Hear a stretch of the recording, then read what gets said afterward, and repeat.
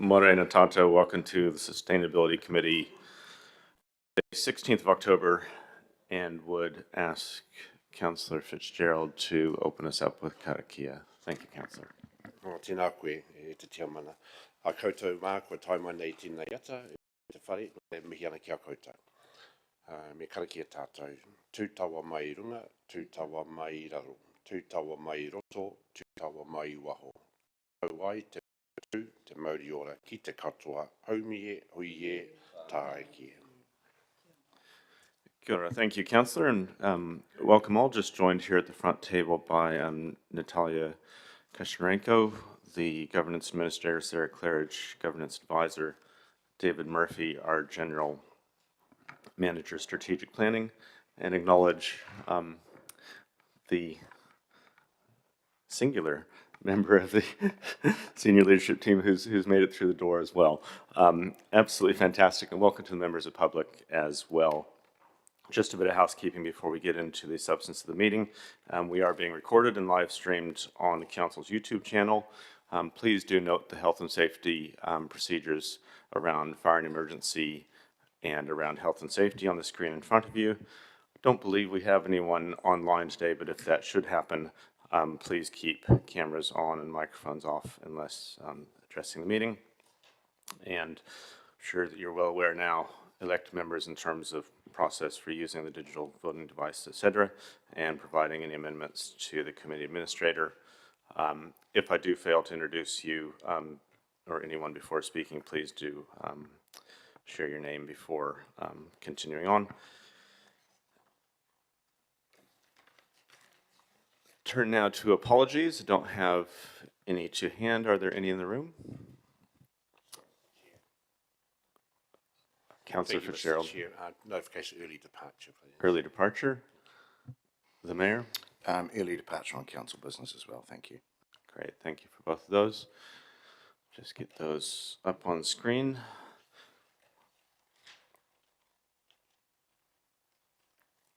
I'd be happy to move those. Seconded by Councillor Zabellin.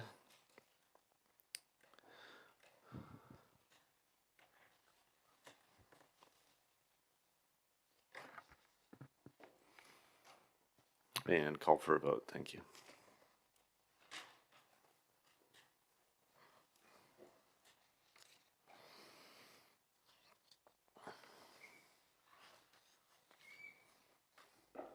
That's passed 12 votes for, none against.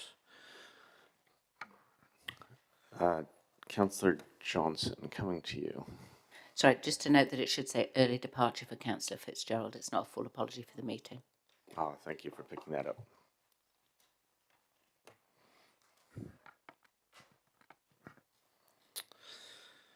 Right, moving now to notification of any additional items. I've not seen or heard of any, just checking in the room. Not seeing any indication. Moving on to declarations of interest. Are there any declarations of interest for today's meeting? Seeing none, that moves us on to the public comment section. The first of two public comments would invite John Adams. John's here on behalf of the Greasy Chain Charitable Trust and Bay Nessie Community Trust. John, if you'd like to join us at the table, and we're looking forward to hearing your public comment. You'll have 3 minutes of our time is yours. Just make yourself comfortable on the right-hand button. I think you're quite aware of the facilities here, but the right-hand button gets you live. So over to you when you're ready. Great, thanks very much. Thanks for the opportunity to speak. And as Councillor Barrett said, I'm speaking on behalf of the Greasy Chain Charitable Trust and Bay Nessie Community Development Trust. And I want to speak to item 13 on your agenda in support of completing the Manawatu River Pathway project. I acknowledge that the economic climate does not make things easy at present, but urge you to support finishing this link. The preference is for the Riverside Pathway, but if that's not feasible, then we'd urge you to try and find an alternative. We've currently got some great trails in this region, and they're being well used by locals. And if visitors come here, they could have a very good day's riding, but it would be just a day at the moment. To have an economic impact for the city and the region, we need to provide more reasons for people to stay longer and take advantage of the trails that we've got on offer.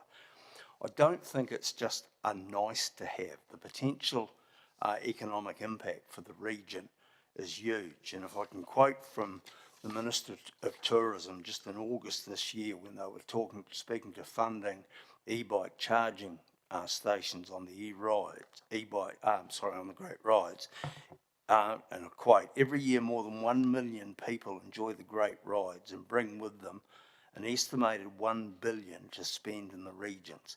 This investment will contribute to the government's goal of unlocking economic growth in the regions and supporting tourism operators to deliver world-class experiences." This region is getting none of that at all at the moment. For those of you that don't know, there are currently 23 designated Great Rides in New Zealand and 11 bonus rides. I'd envisage us trying to strive, and it's long term, for that Great Ride status, or at least, if we fall short, the bonus ride status. And as a first step, we need a lot more connectedness between what we've currently got and what some groups are advocating for and what's being planned. And I think completing that Ashurst link is a real key to that. If we can link what we've got, the Manawatu River Pathway, which is great, the Riverside Drive out to Maxwell's Line on to Longburn, the Palmerston North to Feilding, which I know you've committed to, the Te Ahu Turanga work that NZTA have done, the Heartland Ride that goes from Ashurst right up to Mangaweka, along with what's being advocated for or planned, the City to See, which the Bayanisi group are pushing for, maybe the Apathy 25 initiative, or even what's going to happen in the future with the Old Gorge Road. This suddenly gives us a whole lot of connections, and it will also connect to what's pushing north from Kapiti, Otaki region. So suddenly this region becomes really attractive, both to locals and to tourists, and it would encourage them to come and stay and base themselves here with the subsequent economic benefits. So thanks for your time. I'd really welcome the chance to talk to any of you, especially those of you who are fairly sceptical, as I once was, about the benefits of the Great Rides. And we're only ever going to sell this on economic impact, and I'm quite happy to have those discussions with people at any stage. Thanks for your time. Brilliant. Thank you, John. Appreciated.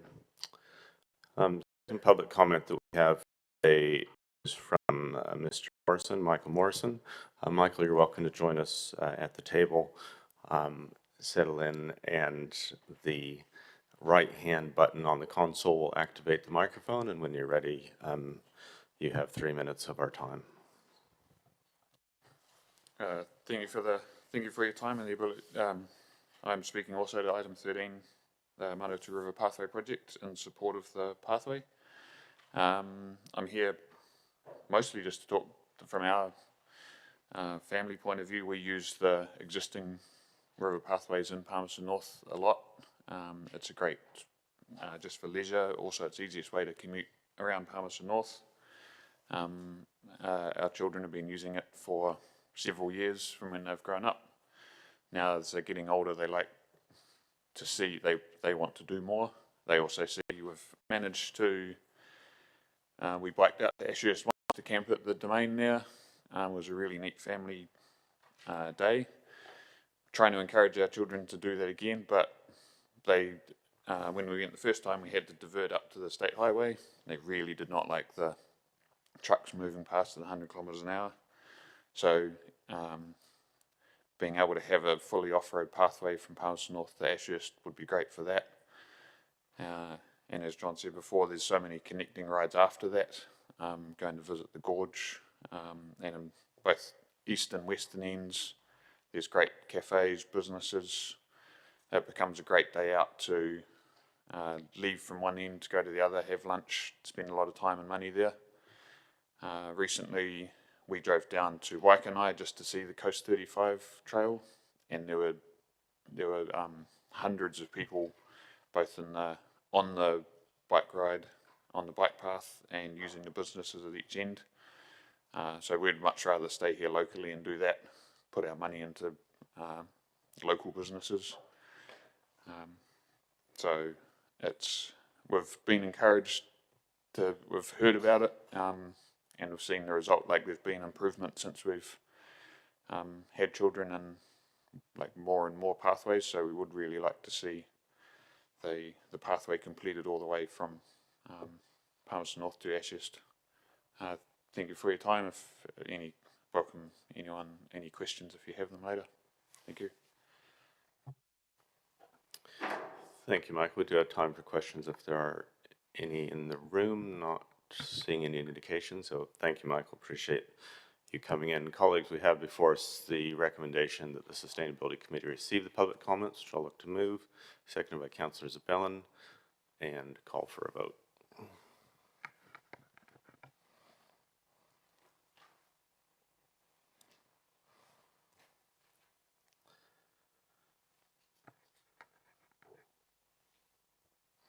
That's passed unanimously. Moves us on to the confirmation of the minutes. I'll look to take the Part 1 and the Part 2 minutes together to bring it into one vote. So we have before us the recommendation that the minutes of the Sustainability Committee meeting of 21 August 2024, Part 1 public and Part 2 confidential, be confirmed as a true and correct record, which I'm happy to move. Second, Councillor Zabellin. Open up to see if there's any corrections or clarifications with those minutes. There being none, we'll call for a vote. Thank you.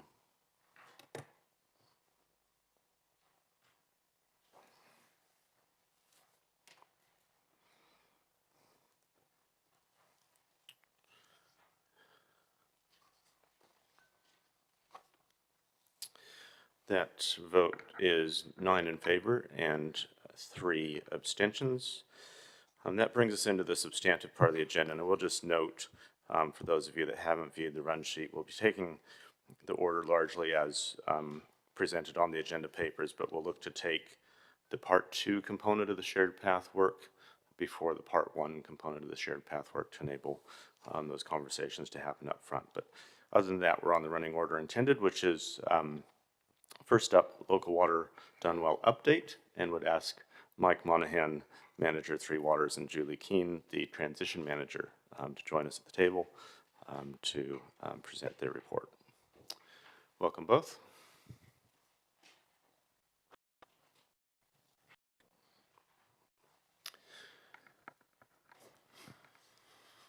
Tēnā katoa, ko Mike Monahan, toko ingoa. Good morning, Mr Chair, Your Worship and Councillors.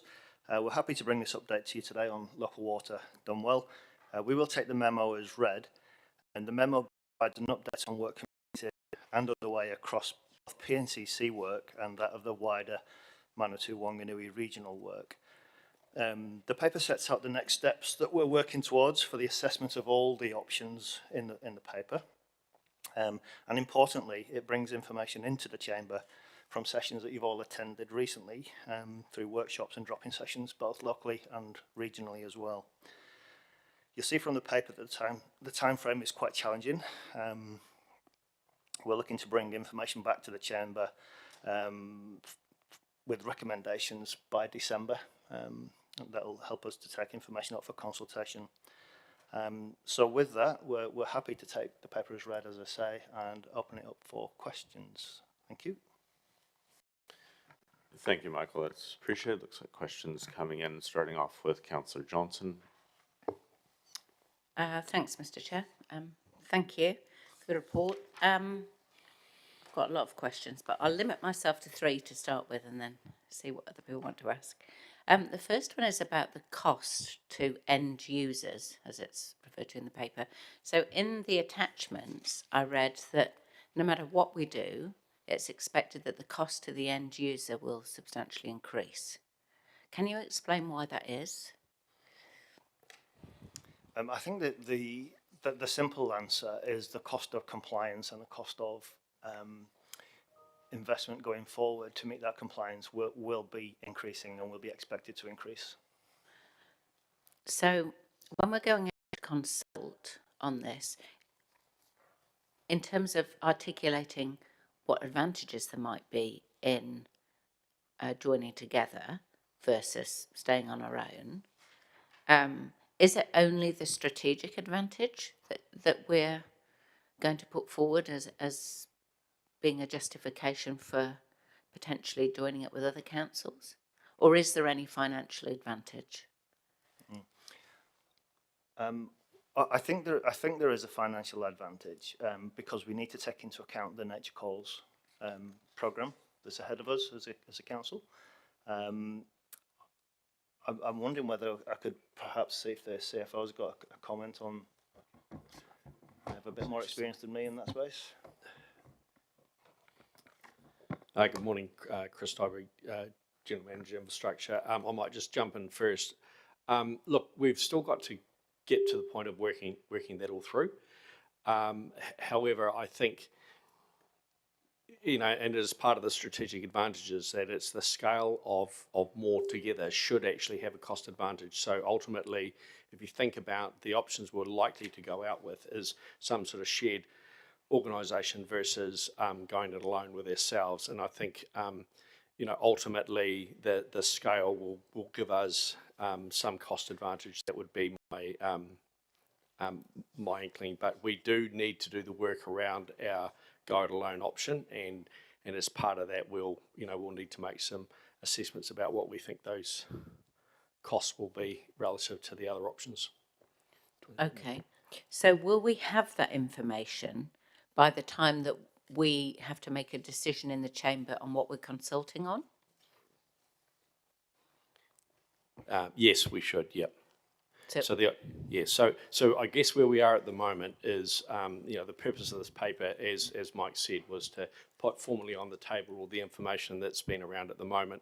I guess we're in the phase at the moment of trying to provide as much information to councillors as we can so that you are well informed when you get to make a decision. But ultimately, when we get to that decision point, the information we'll be putting in front of you will be information to be able to compare and contrast the options so that you can make a form a view about what you think is the best option for Palmerston North.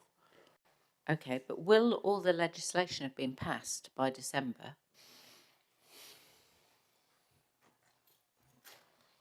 No. So how can we make a fully informed decision going forward when we don't even know what all the legislation, the parameters of that decision are going to be? Perhaps I could take this one. Look, I think it's, the system that we're playing with, so we're sort of having to play with the cards that we're dealt here, I guess. So yes, it is extremely challenging time frame. We have to make decisions, in a time frame to be able to submit, our plan ultimately, and we're working backwards from that. We've also, of course, next year got the challenge of having council elections and trying to, get to a point where, the current council can make a decision in June. So working backwards, I guess what I could say is that the challenge that we have as officers is to put the best information we possibly can, given all the known information in front of you, to come up with options to go out to consult with. Yeah, okay. I'll pass over to other people, Mr. Chair, and then I may have more questions, but I will certainly have comment. Thank you, Councillor. Moving to Councillor Zabellan. Thank you, Mr. Chair. Morena Kōrua. So at 6.2, you talked about the ring fencing of water finances, and we have talked about that before, but I just wondered whether we had any sort of indication at this point about what that would do to our debt headroom, or can we anticipate how that looks?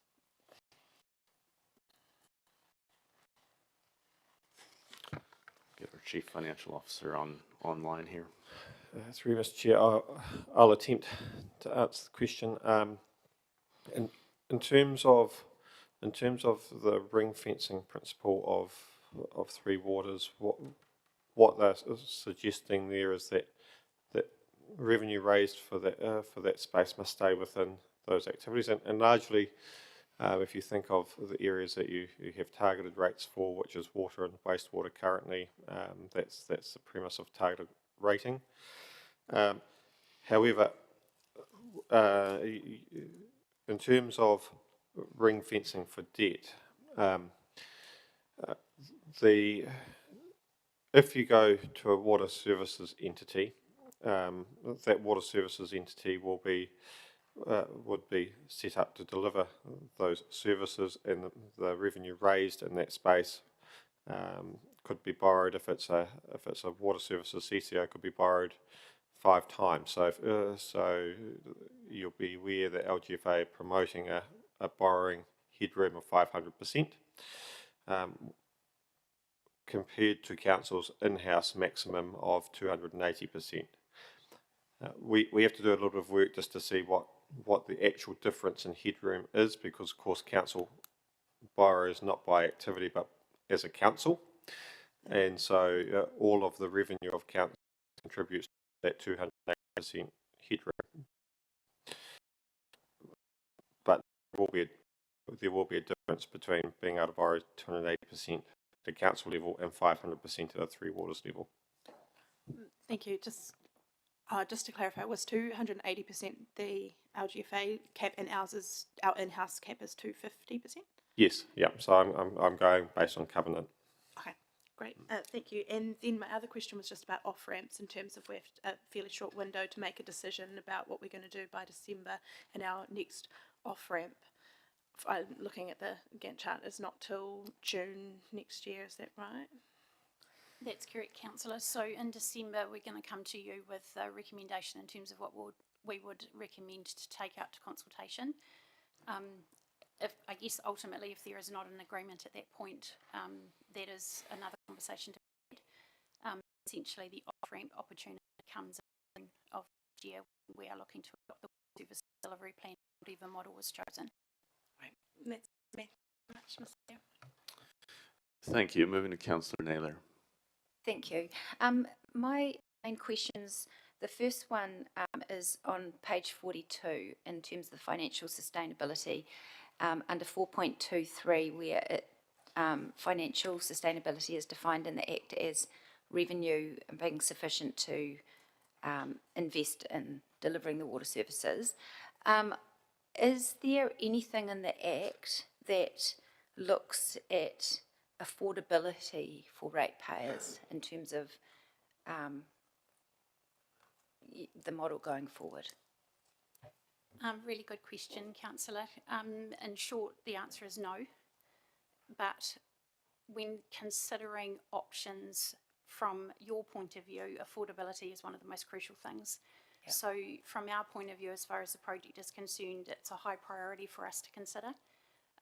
Something that we know that from an elected member point of view, when you're going out to the community, the key thing that they're going to be asking is, how much is this going to cost me? So whilst the Act doesn't provide for that, we are certainly very mindful that we need to consider that. Okay, thank you. And has there been any modelling further down under on that page talks about the in 4.26 the 500% cap for the LGFA in terms of funding? Has there been any modelling done to look at what a 500% debt revenue cap would mean for ratepayers in terms of costs?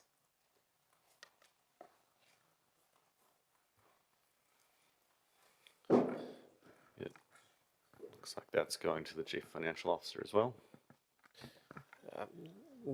Not specifically at this point as to what a 500% maximum of debt would cost the ratepayer, but there is modelling that's being conducted at the moment that takes into account the investment required and how that fits within those debt caps, and we can then bring that back down to a ratepayer impact. We just haven't quite got to the point of being able to share and what a number would actually be at this point. But yes, that's happening at the moment. We just haven't got the answer specific. Okay, thank you. And just my second questions are around the regulation changes outlined on page 44. And obviously it says that these are expected to increase costs. And on page 46, it talks about in 5.6 talks about the status quo, um, and it talks about the status quo in the model means that it won't necessarily reflect the exact charge per connection that are anticipated by councils in the LTP. Perhaps what I understood from the workshops was that the status quo isn't actually status quo for what we have in our LTPs now. And so I'm just a little bit concerned in terms of engagement with the community. I think most people would expect when you talk about status quo that referring to the current situation. And I'm just wondering if that terminology may be a bit misleading, if actually the status quo in the documentation and the modelling actually is referring to something other than what I consider status quo, and whether there should be a different term used for the status quo modelling to make it really clear to readers that that is not the current situation. Yes, very good point. And you will recall in the workshop we did talk about the reason the status quo is used is because that was originally what was introduced in the legislation, because the legislation was referring to it as status quo. Over a period of time, it was then understood that actually status quo isn't status quo anymore, so hence the documentation still reflects the status quo terminology. Totally agree with you that from a communication point of view, it would be very helpful for us to be able to change that language to make it clearer for the community to understand. So, yep, take your point on board. Okay, and is there anywhere, I haven't seen, so apologies if I've missed it, is there anywhere modelling actually compares to our current numbers rather than, I don't know what the terminology you want to call it, but you know, it refers to status quo and compares status quo to the CCO model. Can we see how much more is what's been called status quo more than what our current status quo actually is? Is that the best way of asking? Probably is a difficult question to answer, actually. So what you see from the GHD modelling reflects the current LTP figures. What we haven't modelled yet, due to the fact that we don't know what the full regulation impact is going to be, is the answer to the question I think that you're asking. So what you see at the moment is the current LTP information, but we haven't modelled, and we will model as a part of assumptions what we think the impact of that regulation will be for a standalone or a continued, can't even say business as usual, an in-house model. So the numbers, sorry, thank you. So the numbers on page 46, where it's talking about it's got the two columns. One is WWTP paid by PNCC, and the next one is WWTP included in CCO, and the comparison of those numbers. Is the first column actually what's in our LTP? That's correct. Okay, so that's not what's being referred to as the status quo then, that includes the additional regulation costs. Okay, so how are we used to, when we're looking at the numbers and the comparisons, how are we, where are the status quo numbers? What's being determined as, so that's yet to be done? Correct. Okay, thank you. I think that I understand. Sorry, that now. I was, yeah. Yeah, thank you, that's helpful. Okay. Councillor Hancock. Thank you, Mr. Chair. Thanks, Julie and Mike. I've got a few sort of quite diverse questions. So the first one really is just relates to paragraph 2.2, where we actually initiated some work, obviously using a consultant. Can I just, and we've obviously rekindled that work as we've proceeded. So really, I just want a little bit of clarity just around how we're actually funding that, and how that is actually working with other councils that might or might not be part of any future collaboration. So it's on a cost share model across the 7 councils that are involved. Thank you. And I suppose that leads me into the next part in terms of Councillor Johnson actually asked some questions, I think, just around sort of the, the compressed timeline.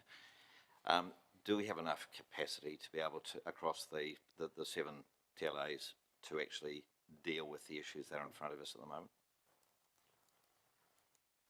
It's really difficult to speak for the other 6 TAs, but we do know resources are tight in all organisations. But you know, we've currently, I think we've got the resources currently that we need to progress the work to bring it back to you in December. So is there a satisfactory work share kind of process in place for that? Each of the TAs are doing their own share of their work for the first part of the water service delivery plan, and then we're working on a model now going forward, depending on what options council will select in December. Okay, and what's the gap range sits over the top of that? So the transition team that has been stood up, ultimately our reporting is via the chief executives of the 7 councils, and then those reports are then forwarded through to the mayoral forum. Great, thank you, that's helpful. Next question is just really quickly, just in terms of, since the report was written, do we actually have any more clarity around the inclusion or exclusion of stormwater?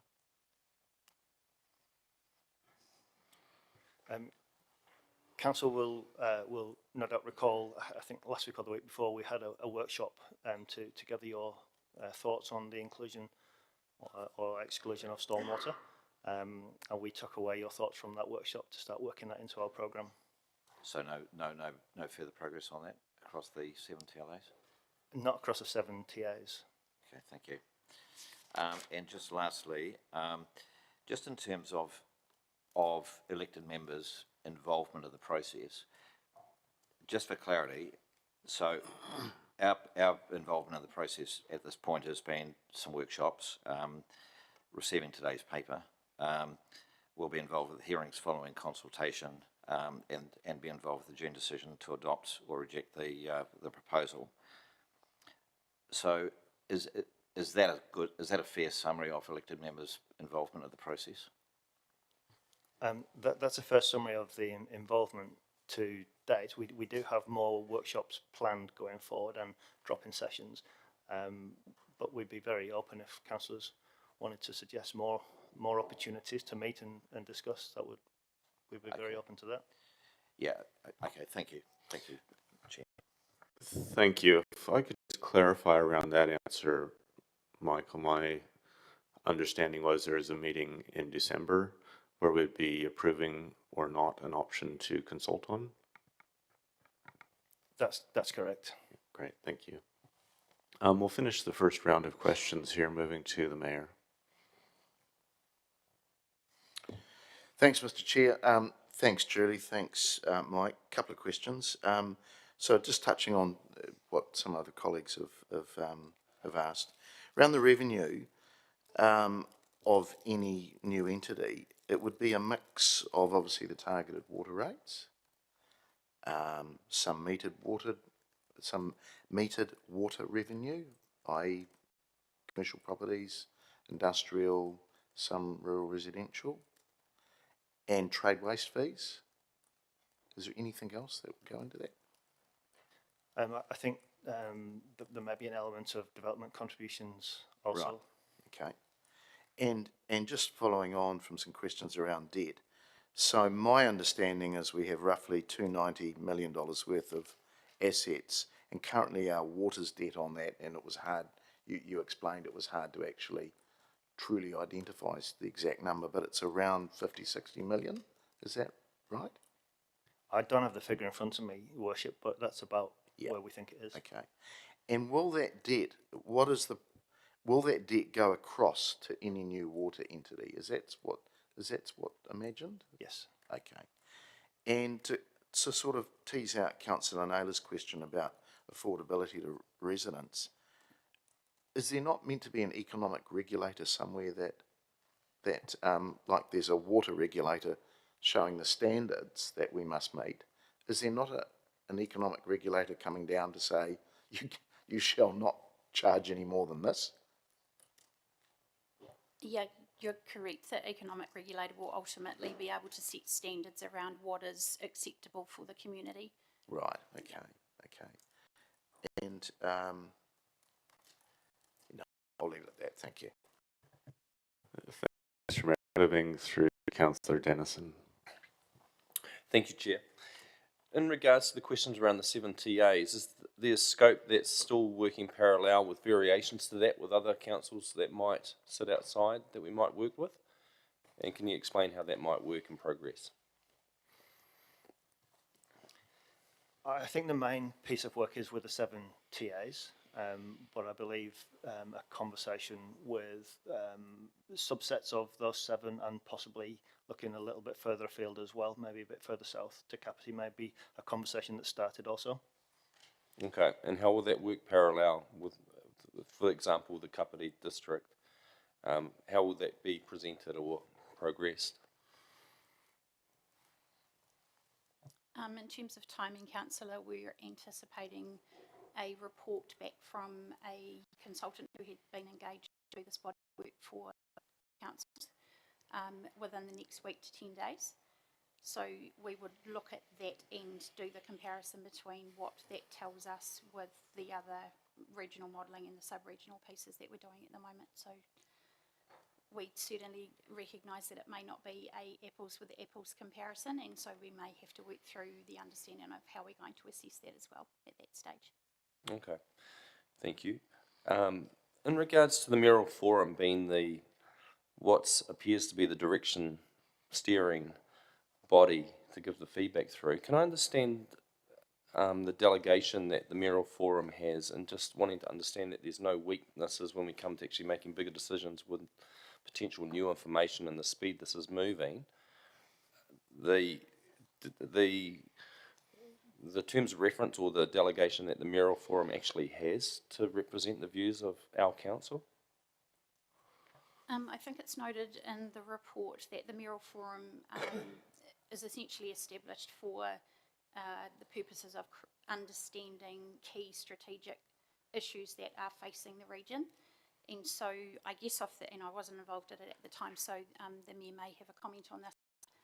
The understanding is that the strategic matters are taken to that forum. It is not a decision-making forum. We fully understand that. And so from a due process point of view, the understanding is that we take the information to the Mayoral Forum, and then that information is then brought back to each individual council, because ultimately it is up to each council to make decisions moving forward. Okay, thank you. And I appreciate that it's moving quite fast, but ultimately we'll get there when we set up a CCO. Can I understand, has there been any suggested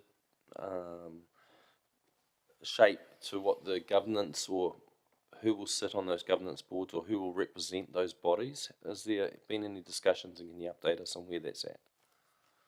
I think it's clear from the bill that the governance board will be a skills-based governance board, and it's clear that no council officers or elected members will sit on that skills-based board.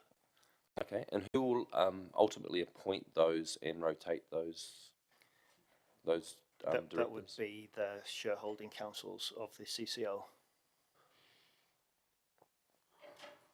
As an electoral college? That's our understanding, yes. Okay, all right, thank you. Thank you, Mr. Chair. Thank you. Councillor Hopperton.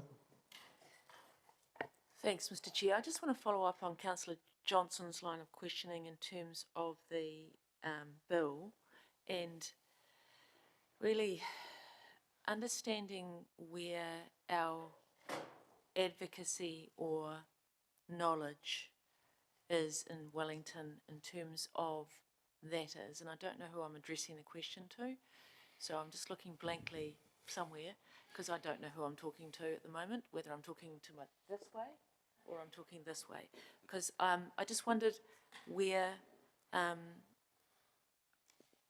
we going to get that advocacy from, to find out where we can get more information of progressing and getting more information of where it's at and what we're up to. Mm-hmm.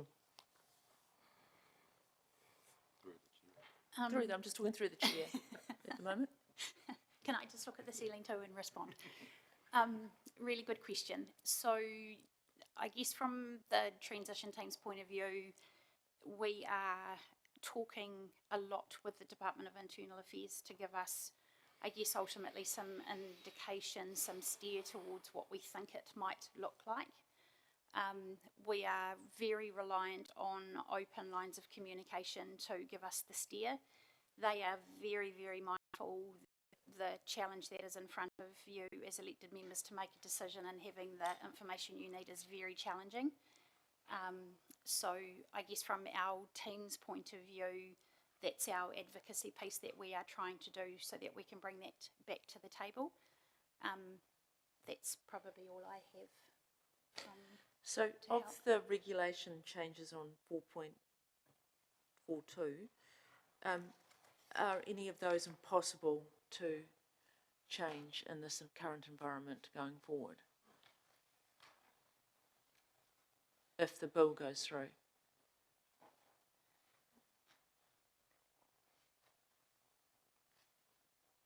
Do you see any obstacles to any of those regulation changes that they're proposing in the bill?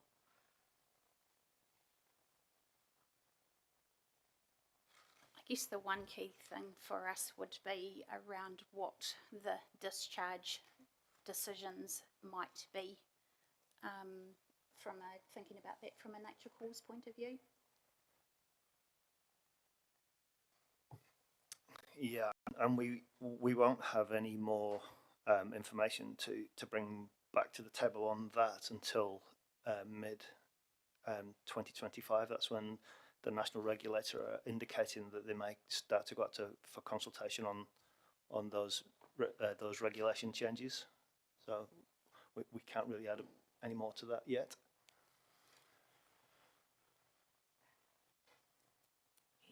Okay, thank you. I'll leave it to comment. Thank you. I'll go to the mayor, who may be either questioning or contributing to this discussion. Yeah, I'll look. Thanks, Chair. I'll just throw in my back to your question, Councillor Harper, and even to Councillor Dennison. Look, I'm advocating. Obviously, I've spoken to the minister, and get an understanding.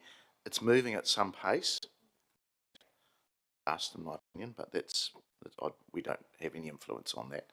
And obviously the officers are dealing with the Department of Internal Affairs, and that's a moving feast all the time. One thing that has been really good is the water regulator, Te Mata Arawai, has been very, very open and informed, certainly with this council. So we know there will be changes to the legislation. That is certain. So if there's any questions around, is it going to happen, isn't it going to happen, it's going to happen. And we know the MO of this government will make that happen. So just an example of that is the wastewater. I'm going into comments, but yeah, we are actually advocating hard. Thank you. Thank you for picking that up. Councillor Johnson. Thanks, Mr. Chair. Okay, back to the list. Shareholding next, which is mentioned in 3.6. So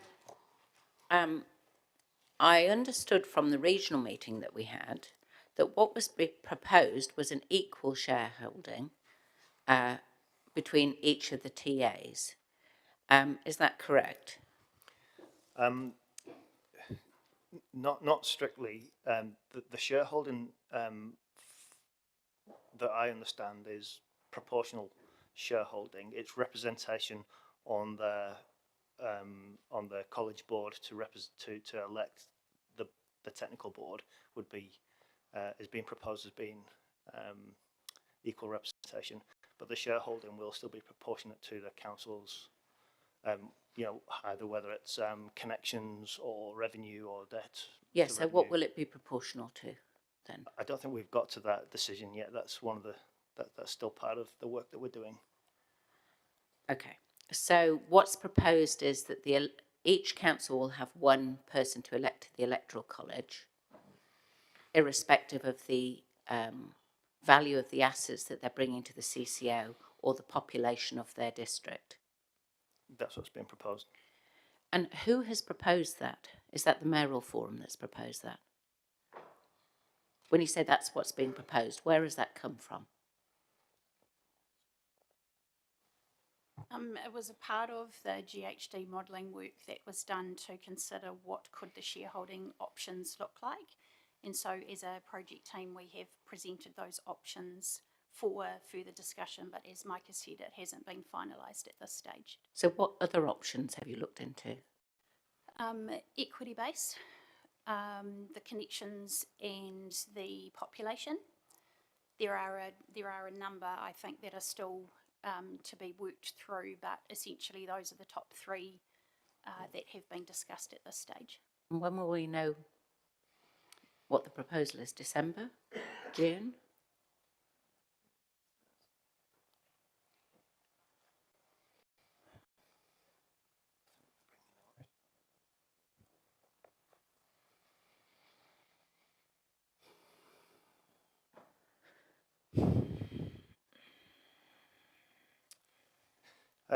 Sorry for the delay, Councillor.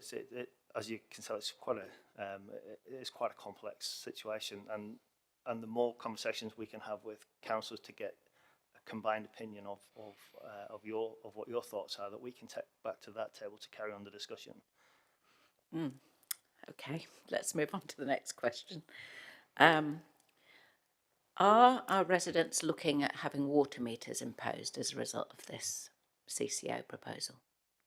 I can't answer that question definitively. I can tell you the trend across the world when you go to a revenue consumption-based model, that water meters eventually will be the primary source of revenue. And there's examples in New Zealand. Many councils are starting to move towards that model already in New Zealand. So my opinion would be that it's a matter of time. Okay. Right, our next question is around accountability. So let's assume that we set up this CCO amongst the 7 TAs, and each TA has one person in the electoral college, and then the electoral college appoints people to the governance board, and then they oversee the operations. Where is the accountability back to a resident in Palmerston North? Like, how could a resident have any say over what actually happens in that CCO, given the line of responsibility and power is so far removed from them?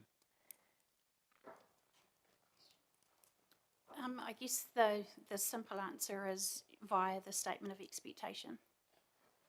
So as a partner or a parent council to the CCO, council will have a opportunity to develop the statement of expectation for what the CCO will deliver. But that we can develop the statement of expectation for Palmerston North? Or is it that the statement of expectation is agreed by the electoral college for the whole area, and therefore we have 1 vote and 7 on that? My understanding is that you would develop a statement of expectation on behalf of PNCC, because ultimately the assets are still yours in terms of the parent council responsibilities to the CCO. Okay. Thank you.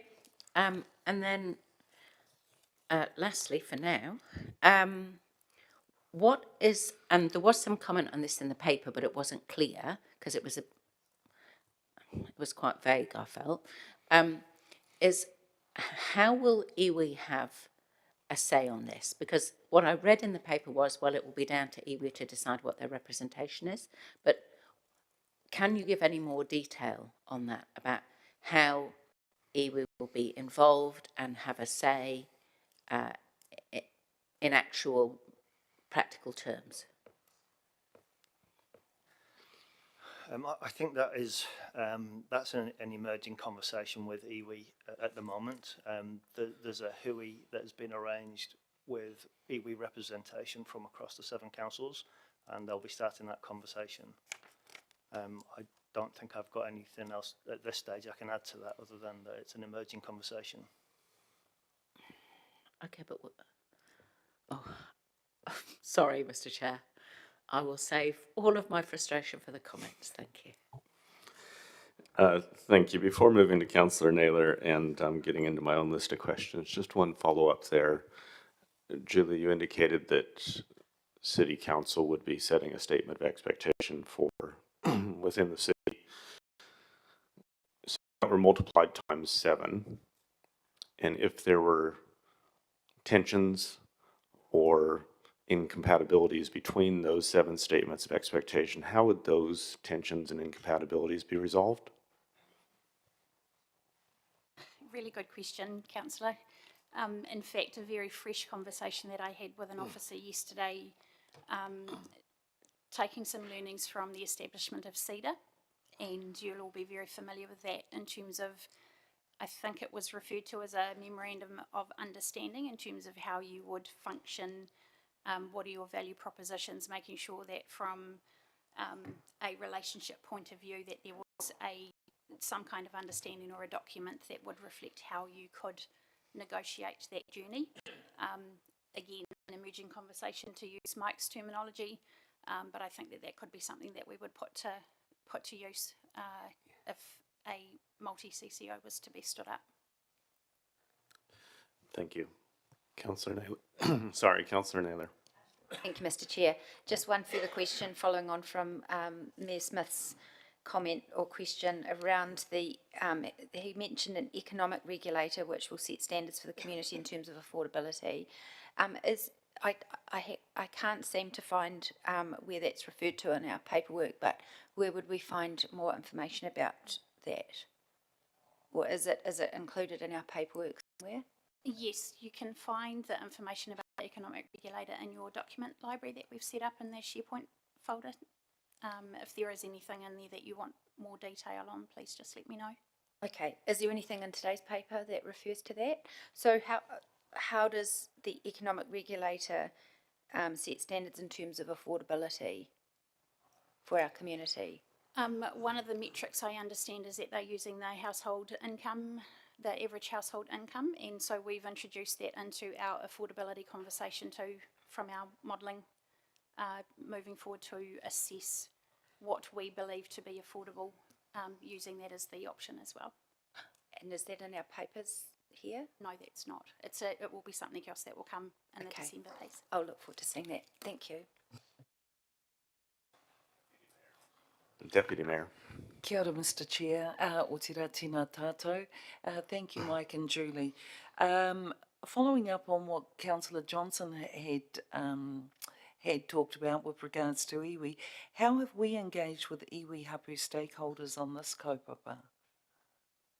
So we've had conversations with Rangatani, and we've brought them on a similar journey to what we're attempting to do with elected members, so that they've been involved in the conversation through our regular hui catch-ups through the council bi-monthly meetings. So what Councillor Hancock had mentioned about, for us, the everything we've experienced they have too, in terms of like the workshops and so forth. I don't think they will have had the same level of detail that councillors have had, and not the same number of workshops, but we've made presentations and we've had conversations at the Te Whare Koko meetings. Okay, ka pai. Who's organised the hui that's going to happen with the engagement with iwi and hapu?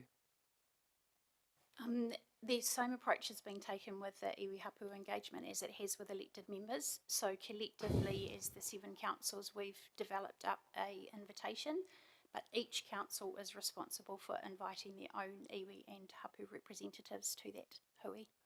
Thank you. And will they be discussing things like integrated management? The agenda for that meeting hasn't yet been confirmed, Councillor. Thank you very much. Thank you, Mr. Chair. Thank you. Just a couple questions left from me then. The first ones would be follow-ups. There's some discussion around a skills-based board. Who and how would it be determined what skills needed to be on a skills-based board?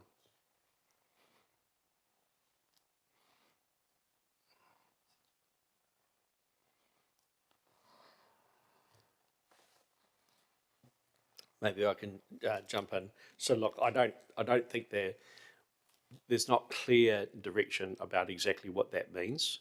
But if you sort of take a more sort of generic approach around what a skills-based board would be, it, would come down to looking at the building up a profile of what skills you need, for that particular entity.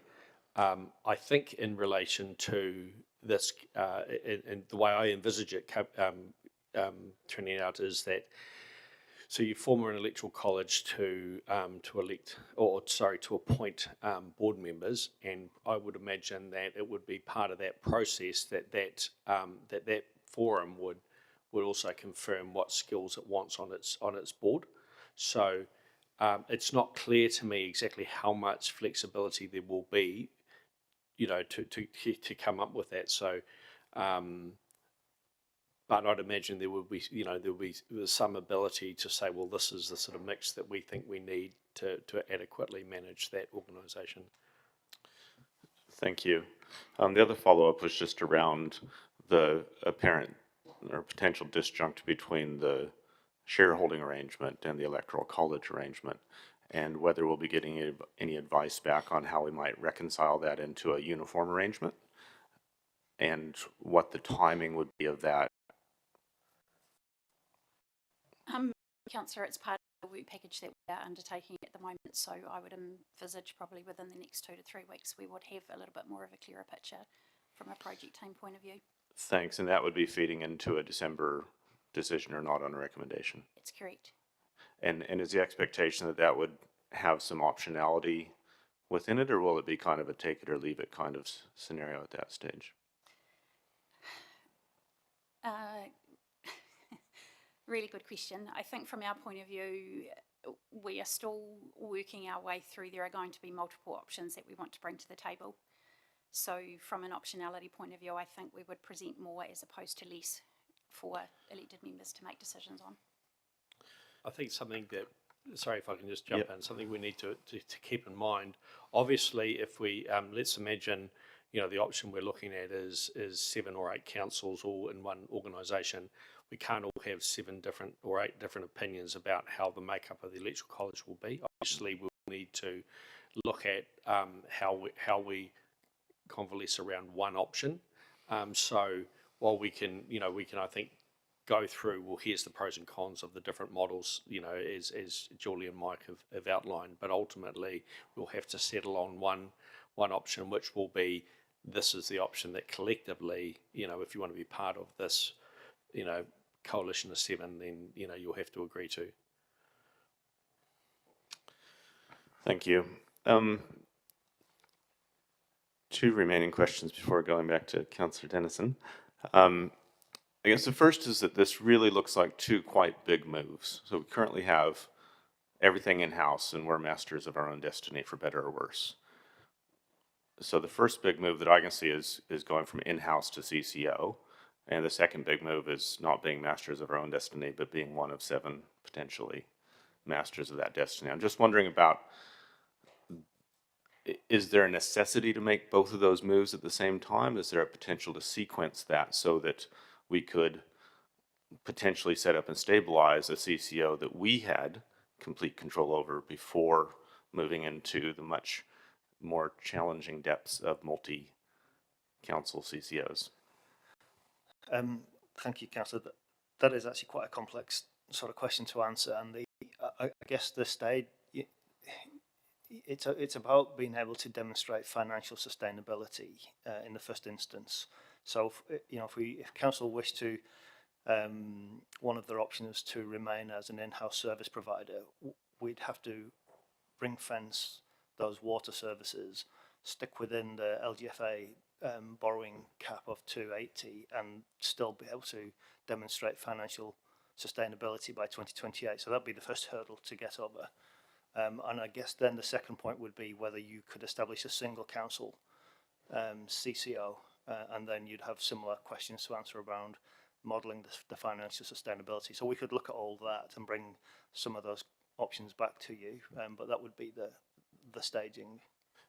Thanks for that. So my understanding just from the papers is that single council CCOs are one of the options. Correct. and that those do unlock the 500%.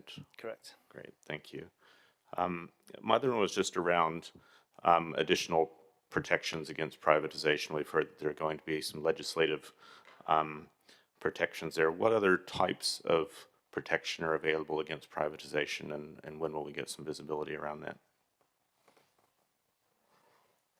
It's our understanding, Councillor, that that detail will come in Bill 3, which is due to be released around about December time as well. Thanks. I understand that from a legislative point of view, but are there non-legislative things that can be done by way of structure, by way of all these memorandums, et cetera, that might eventuate, that could also provide further layers of protection, and would we be getting some advice around potential augmentation of any statutory protection? I think we can take that question away and consider it and get back to you. I don't have an answer right now for that, but we could take that away. Cool, thank you. I could probably just add a comment. Look, I think the reality is the only true protection we'll ever have is legislative, because if you think about it, anything else you put in place can be undone.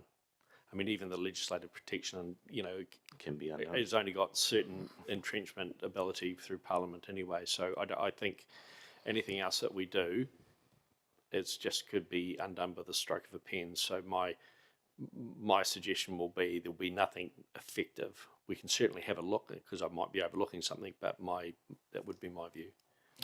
Thank you for that further response. Further question from Councillor Dennison. Thank you, Chair. Some of the responses have actually generated another inquiry for me. So the recommendations that's in the report is basically to update, but I'm understanding from some inquiry that unless we have a council voice into this to help you steer, that otherwise we're just going with the workings of the process. Around that proportionality that Councillor Johnson was asking about, and around some of the models that have been used, just giving a little bit of context, saying that you'll bring back more options rather than less, but then I'm hearing that we need to make a decision that there might only be one decision around. So I'm just wondering, I don't want us to get caught, like, here's all the multitude of options, but this is the one we're going with in the report, which I'm kind of picking up on the feedback here. So would it be helpful to get a steer from council from an early indication with the information we have to date? There's a couple of questions in there, but ultimately landing on my last one there. I think the easy answer is yes. Yeah, to give a steer now? Yes. Okay, thank you. Is that a risk, Mr. Chair, if I can just extend, is that a risk that we could end up in the December report with these are the options, but this is the one that's needing to be taken because this is the line of sight to go down? That's the indication we're getting. I think that we could take two approaches. One would be that we bring a report back in December that outlines all of the options, but we have worked through an assessment process that has landed us in this place, and that's the recommendation that we're making. But I think from the question that you're asking, correct me if I'm wrong, is that that isn't necessarily what you want to see. You would rather have a report that specifies the option that is preferred. So just to remind councillors that we have to go out on status quo, with tweaks we're calling it, or what is the preferred option. So they're the only two things we are required to do under legislation.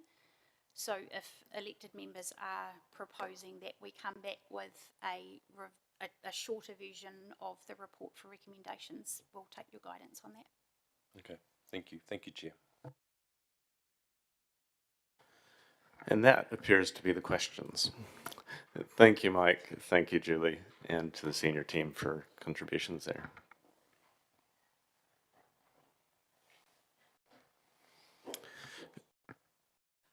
So we'll move to the recommendation on screen, which is that the committee receive the memorandum titled Local Water Done Well Update, presented to the Sustainability Committee on 16 October 2024, and note the next steps arising from the passing of the legislation and the future work program. I'm happy to move that recommendation.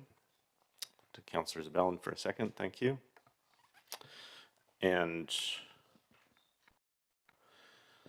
probably we'll open up with a comment before going to the room. firstly, to officers, hugely appreciate the work that you're doing and bringing the information through to us, and acknowledge that you're in a really fast-moving, dynamic, challenging, et cetera, environment. There are some things that I do see as, potential benefits coming through here, but I think, like we've heard from some of the questions already, some concern potentially around risk. So what I just outlined at this stage in the debate is, I think some of those potential benefits are around whole of catchment opportunities, and around scope to deliver the levels of investment that we need to get, high quality water services into the community. While a higher debt cap, I think, is less preferred than co-investment, at least a higher debt cap is something that we can consider, especially when we're looking at very long-term assets. But beyond that, I feel much of the same kind of concern in the pit to my stomach that I felt when we were contemplating some of the Three Waters changes around some of the potential pitfalls that might be in front of us. The greater distance between the community and the actual control of those services. The fact that we don't actually see a huge amount of cost savings here, it's much more around a strategic case, and I do wonder if we've, in that strategic case, undersold some of the complexities and some of the risks. I'm conscious that in multi-council CCOs, even in relatively simple ones, we have struggled, and that's before we went into more complex ones. Same with multi-council plans. I remember the mayor complaining, and many of us complaining quite often, about the override of small councils in the regional land transport program. So we quite often have faced this. So don't necessarily have solutions at this point, but I think, it's been an interesting round of questions and answers, and I think, fair to say that there are concerns around this. For me, those include some concerns around privatization, some concerns around needing to keep up front that even if we take the costs off of our books, they still land in the same pockets in the community. So won't say that I'm a closed door on this moving forward, but I am a reasonably open skeptic, hopefully in a healthy way as we continue to progress. So with that, we'll turn to the floor for further debate and see what else might be coming to us. Councillor Johnson. Thanks, Mr. Chair. Well, firstly, just to say that nothing that I'm about to say reflects on our own officers, who I think are doing a fabulous job, but have been handed a poisoned chalice, basically. I just think that this is a really rushed process. We're going to be expected to make decisions in December without the full information, without even all of the legislation having been passed. And I don't think that's going to be good for the community. How we can possibly make good decisions when we don't have full information, I really don't know. So that's my first concern. My second concern, and all of my concerns relate to the questions that I asked, and again, no fault of our officers, but they weren't really able to answer most of them, and that's because the information isn't there. Cost. Compliance costs are going to increase. It doesn't matter what we do, costs to our residents are going up. And I'm very concerned that people may well misunderstand and think that, oh, well, if we all band together, it'll be cheaper. Well, it might be cheaper than it would have been, but it will still be more expensive than it is now. And I think that that message needs to be given loud and clear to people. No matter what we could do from here, everything's going to be more expensive. I'm very concerned about this shareholding option. I raised this at the regional meeting, was quite firmly told by some of the regional mayors that no, it was going to be one representative per council. But just to compare, us with almost 90,000 people, we'd have one person in that shareholding. Tararua with 19,000, they'd have one. MDC with 34,000, they'd have one. Rangitikei with 16,000, they'd have one. All of those three together don't add up to the number of people that we've got in Palmerston North. And we have seen in our shareholding with MDC, we have seen that when the shareholding's equal, but we are the ones bringing a lot more people and assets to the party, that it's very hard for us to represent the interests of Palmerston North. So I have significant concerns over this shareholding, significant concerns. Then the other thing that I have concern over is the accountability. There are so many steps removed here from the man in the street or woman in the street casting their vote in a local body election to what they're going to get in terms of managing water supply, that I think that the accountability for decisions that are taken by a potential CCO is really lacking. And even more so, if we've got 7 councils feeding in 7 statements of expectation, I just can't imagine how. And I mean, you can see this. I know it's not exactly the same, but you can see this when you look at Wellington Water. It's very hard for councils to influence decisions that Wellington Water make, but yet note consequences of that come back on the councils. It's the councils that take the hit, not the boards themselves. So we just need to be very careful there. Iwi, as usual, Iwi are last to be informed here. Not significantly mentioned what role they'll have. How we can make a decision in December when we don't know how iwi voices will be represented, I really don't know. And then, just the whole the whole thing is, quite honestly, and to use a word that the government seems to be very fond of recently, it's a shambles. That's what it is. And expecting us to do this so quickly, to make a decision in December before all legislation's gone through, without the proper information, without the modelling and whatever, I just think is really poor. And how we can go out to the community at the beginning of next year and say, well, here's your options, here's a consultation, I just don't know. So I'm not happy with any of it, and I particularly am not happy with the speed at which this is being imposed on us, because I think, the faster you go, the more mistakes you make. And I would much prefer a slower process. And in terms of the how we do this going forward, unless we can have much more of a fair distribution according to either connections or according to residents, then I don't see how this could possibly work for us in Palmerston North, which is what I'm thinking of. Could go on, but I think you've heard enough. Thank you. Councillor Dennison. Thank you, Mr. Chair. I would say my views are very aligned with yours, and I would say my views are also very aligned with Councillor Johnson. I've just hit the first one around this pace of decision making is really unacceptable, considering the limited information or the drip-fed information that comes alongside with it. On one of our biggest issues, or one of the infrastructure investments and services that we provide, it just seems odd that this is okay for New Zealand. And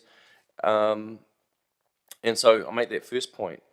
The other one around the strategic case being now overriding the financial benefits is a really odd sell for me, because the first proposition was this was going to be more financially beneficial for our residents, and I'm struggling to see that.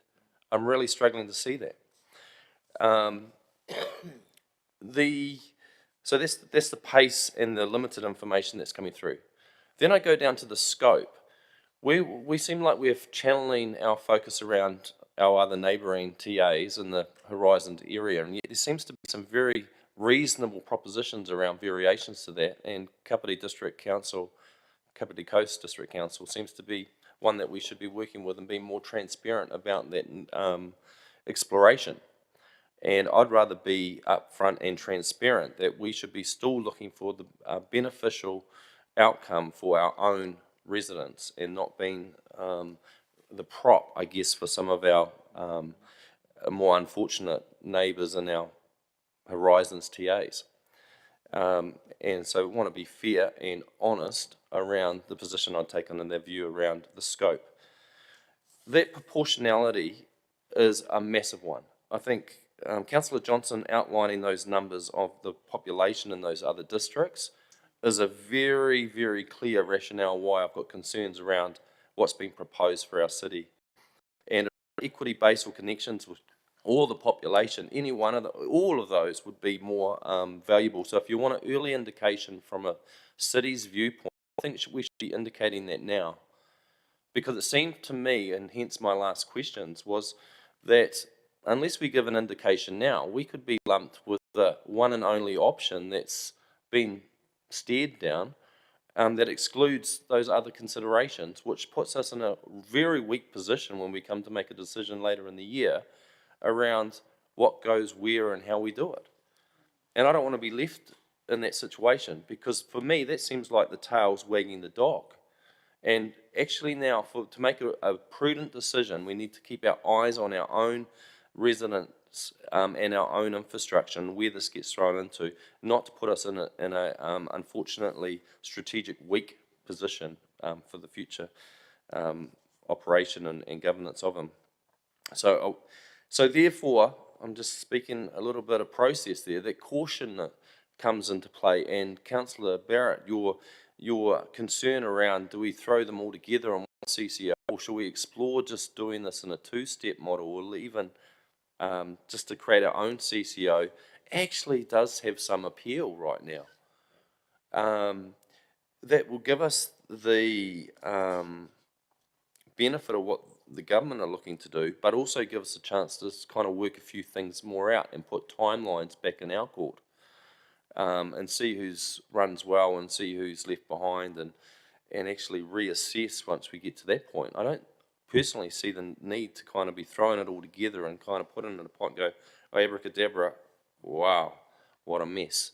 Because that seems to be the real likely outcome of moving at this pace. There's too many blind spots, and water is just too important to be running along as if we're just kind of being briefed on things for half an hour and thinking that we're fully all over this. We're just not.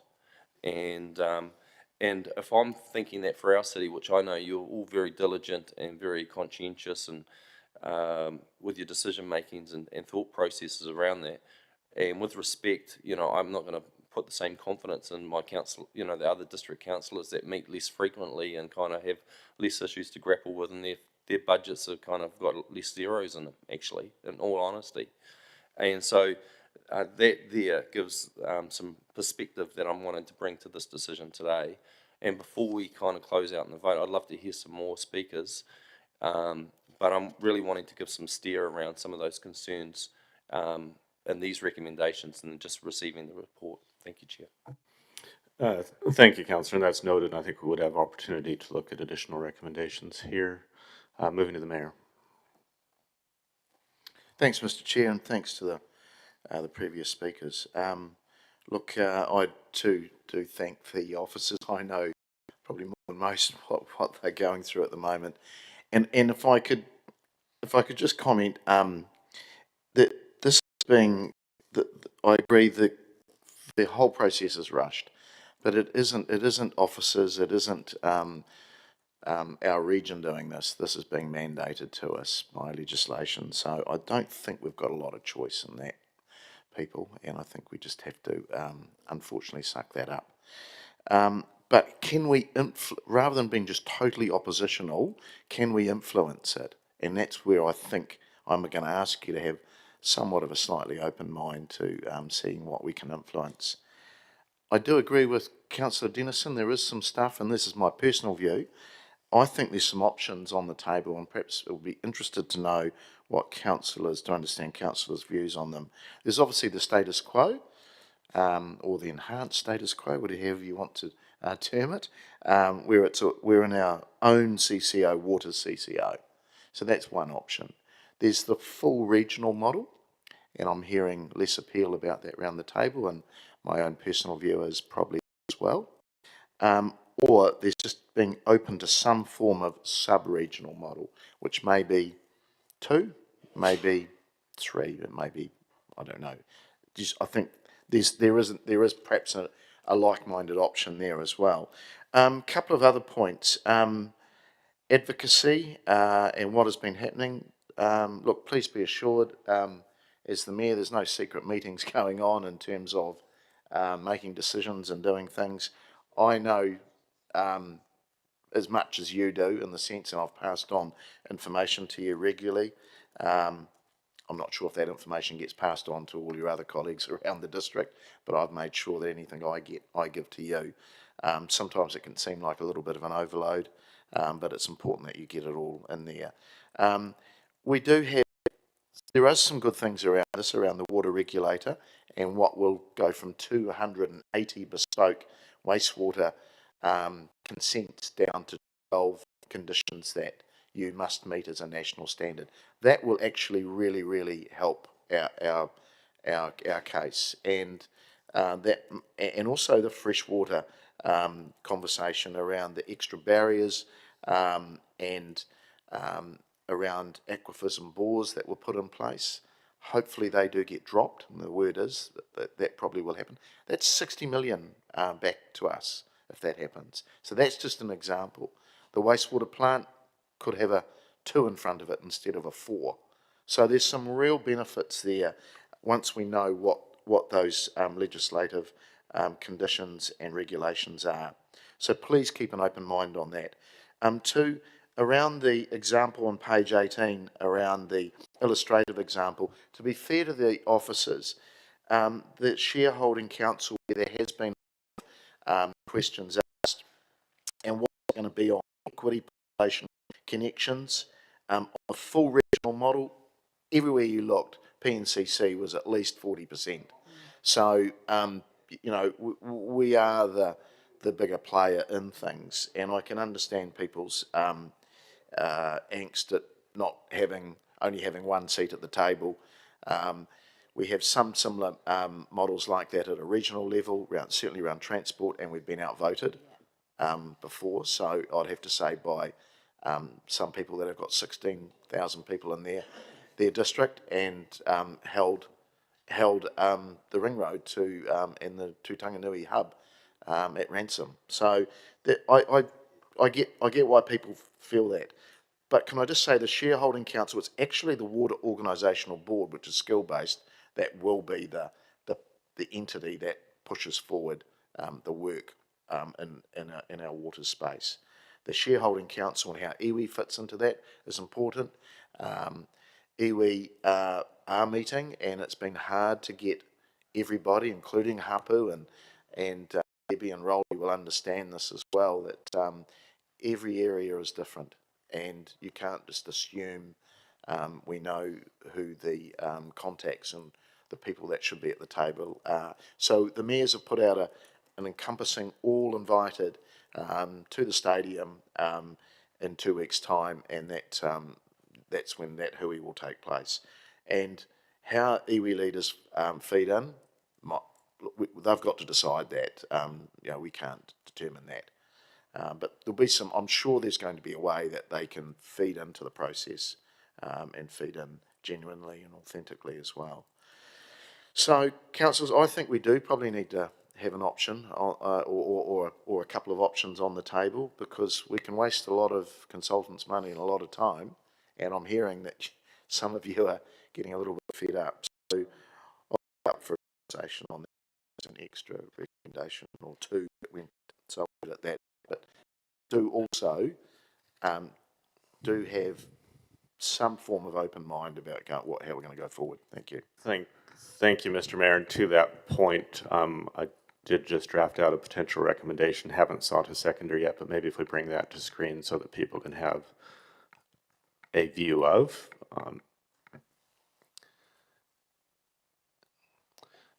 So this would be a further recommendation that council indicate an initial preference for population proportional shareholding and electoral college arrangements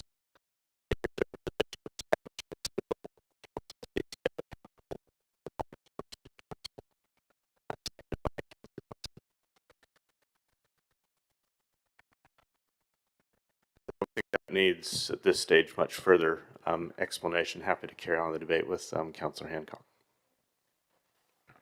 Yeah, thank you, Mr. Chair.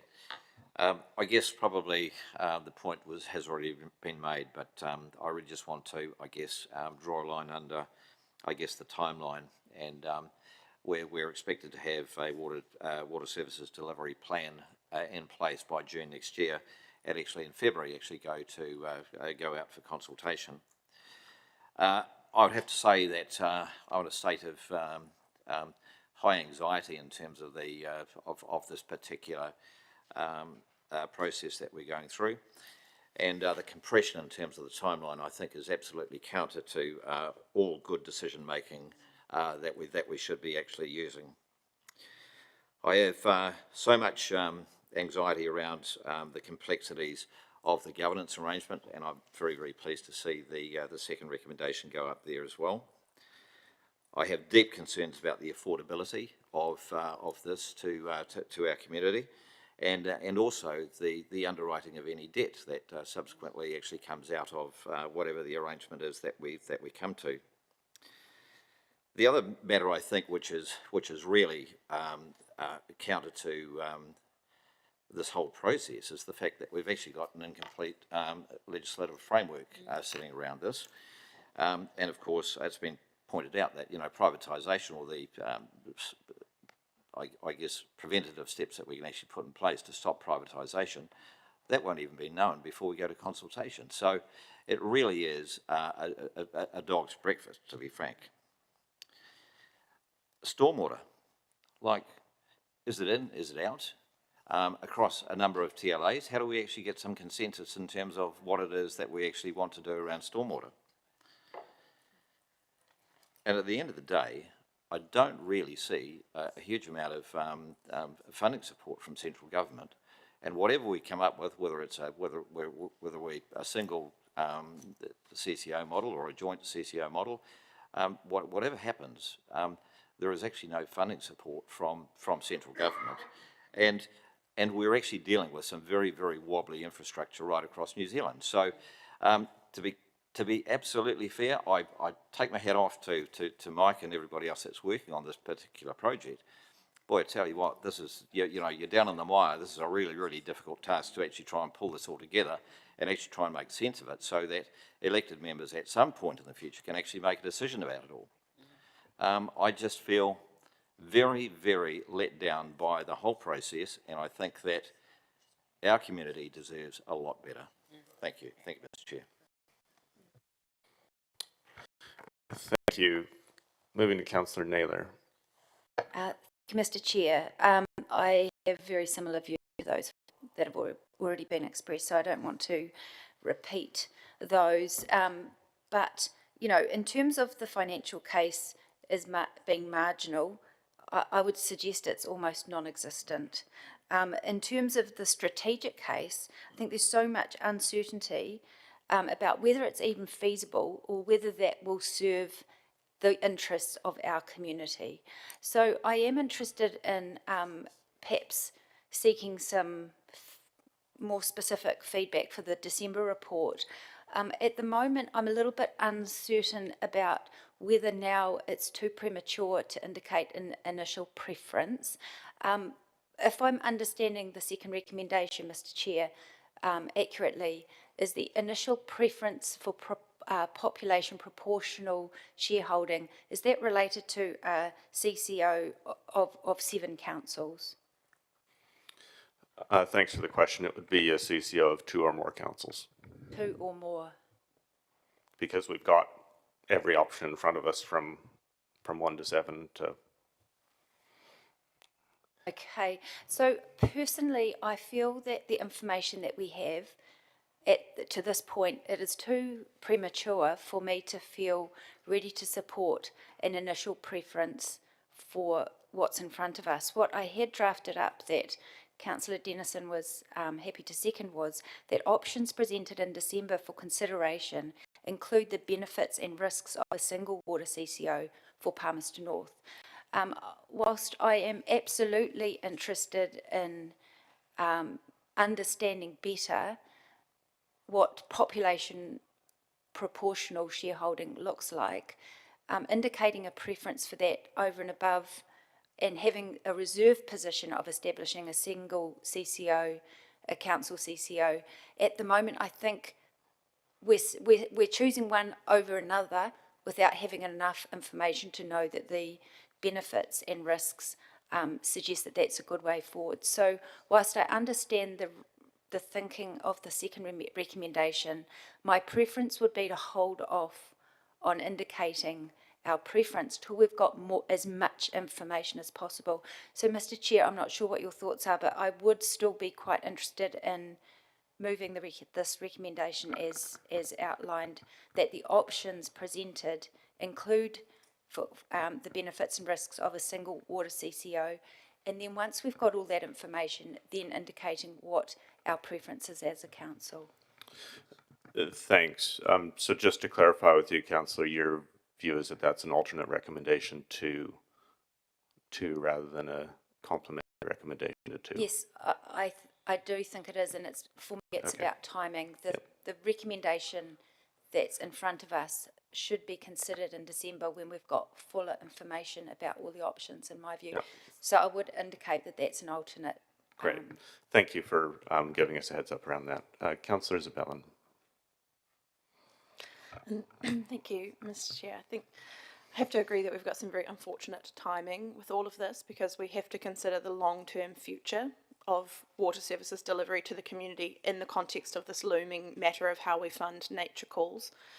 And that, I think, is the crux of the strategic aspect of it, trying to find a way to deliver that project without financially crippling ourselves and also the community by way of levies and so on. And so I think that is probably a situation where we don't make great financial gains in a regional CCO, but perhaps we also don't get ourselves into an impossible financial situation. And that's the trade-off, I guess, and from a strategic point of view. I think we do have quite a good idea of what our other options are in terms of getting nature calls over the line. We've done that work, so we know that we're really up against it. So I think having to consider the whole of the waters situation with nature calls at the heart of it, but without the wastewater standards being known, we're sort of hamstrung in this bureaucratic light speed situation. We have to think about waters generally with those considerations, and while we lack critical information, especially about the standards we're going to have to adhere to, just seems crazy. But what else can we do? Just in relation to the discussion we just had, that in that GHD modelling, which I know was done prior to the LTP and the changes we made there were a few different options for shareholding that were modelled in that, and I do agree that we need to keep an open mind, but based on the modelling in that report at that time, I do think we could be upfront that population proportionality is the best measure for us, but there are other measures such as the asset values and equity that we do contribute, and I don't think we should write those off necessarily. Perhaps there could be a combo. If we are going into conversations like that, I think we should be upfront about what works for us, but perhaps not dramatic. Here's our line in the sand. I think for this recommendation to the initial preference for population, I am really comfortable with that wording because it gives officers something to work with, but it doesn't set us in stone. But I do agree with Councillor Naylor. I want the information about a single council CCO, but I don't feel like I have enough information at present to indicate a preference for that. So I would be keen to see the wording of Councillor Naylor's other recommendation. Thank you, Mr. Chair. Great, thank you, Councillor. Councillor Hopata. Thank you. Can I just ask a question of the officers before I do a comment? Yep. So, with this second recommendation, is there any fishhooks in it that you see us hamstrung going forward with the second recommendation to enable to get that going? I don't know who I'm asking that question to, Chris. No, I think that'd be fine. Okay, thank you. Just looking at this recommendation, because you clarified that you were looking at 2 to 3 councils or more, which was a good clarification for me because I didn't understand how many councils you were looking at. I think instead of 7, that actually made more sense to me. So I think, because I didn't understand it when you were talking about a single CCO, so it just made it more sense to know that it was 2 to 3 councils. I do agree with that, I'm just not sure how it would work in terms of the electoral college arrangement. So that's the part that confuses me, but I do think from a proportional shareholding, I think it is a good arrangement. I do agree with what Councillor Zabellin has said. I do think we do need a bit more information of it, but I do like the way the recommendation is written, and I do like it from that point of view. If it's 2 to 3 councils rather than 7, I don't like the fact of going out to a regional base of 7, but I do think that we need to be more than just us. I think if we're single and we're just us, we can't afford that going forward. I think we do need 2 to 3 of us in this. Thank you, Councillor. At risk of costing your vote, I should clarify. The intent of the second recommendation is that the reserve position is a single council. It is still single. So we don't know if we're looking at a 2 or a 3 or a 4 or a 5 or a 6 or a 7. It's saying if something there works out, that's great. If it doesn't, our reserve position is that we would hold our own right. So you're just keeping that option open? Yeah, as a backup. Okay. Thank you. To the Mayor. Thank you, Mr. Chair. So just on that, just so it's not quite clear in the recommendation, and I just wonder if that should be a bit clearer, that you are open to other sub-regional options with the reserve position of establishing a single council CCO. Is that what your intent is? For me, everything before the comma, that council indicates an initial preference for population proportional shareholding electoral college arrangements is regional, sub-regional, anything's in there. We could make it more explicit, but it's all in. Okay, all right. And if all those fall over, our reserve position becomes. Okay.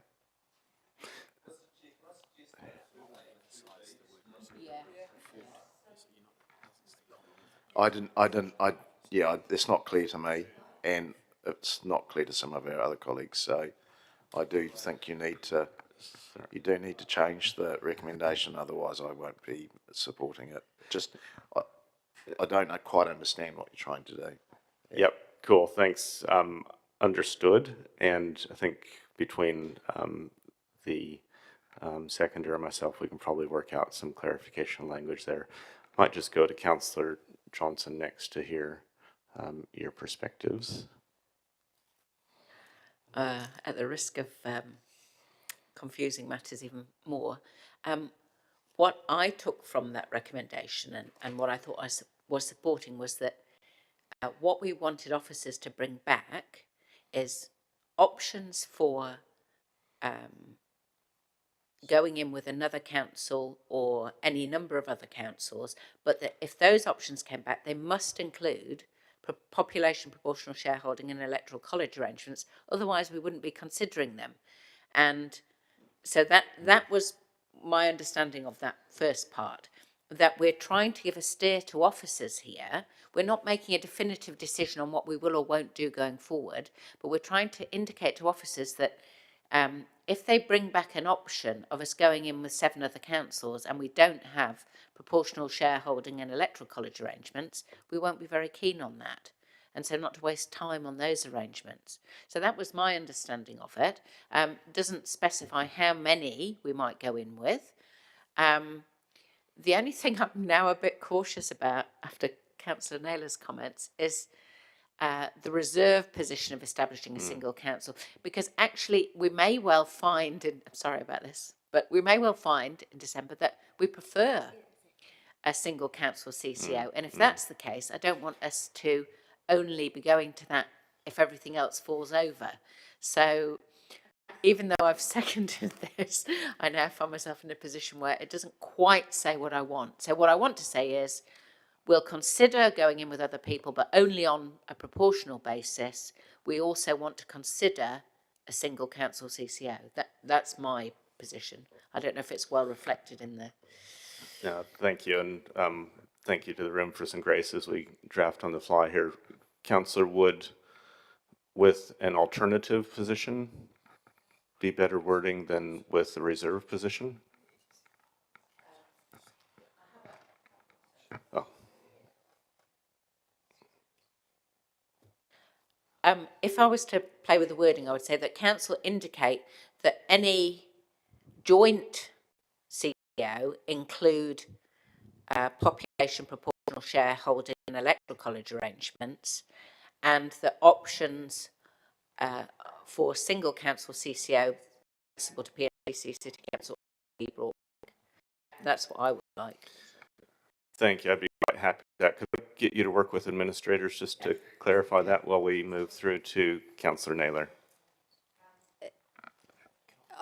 I'm happy to hear the discussion and really had a suggestion which may well be a similar outcome to what Councillor Johnson has suggested, but I think what would be good for us to ask for are options in December for the benefits and risks of a single water CCO for Palmerston North, and options for a population proportional shareholding and electoral college arrangements for a CCO that's of 2 or more. So I think I'll wait and see what comes out there, but if it covers both of those, then I'll be happy to support it, and that was the intent of this other recommendation. Great, thank you, Councillor. While the screens continue to be worked on, we had a request from the Chief Infrastructure Officer to give us a point of clarification, I believe. Thank you, Mr. Chair. I suppose I just want to be really clear about what you're asking, because I guess if where I think this is going, you're saying for a more than one with any CCO option that includes someone else, you would only consider that if there was a population shareholding based, or let's say the electoral college, that is the only option you'd select. So what I'm, as an example, I think it's highly likely that the other councils involved would agree to that. So therefore, even if we thought the option was massively beneficial to Palmerston North, except for the fact that we were only getting, let's say, 1 seat on the electoral college, are you saying you don't want us to bring that back to you?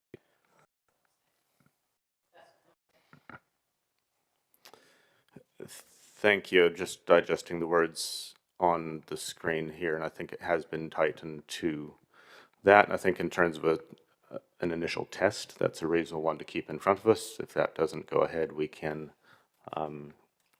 consider alternate recommendations, but that is what we have here. Councillor Zabellin.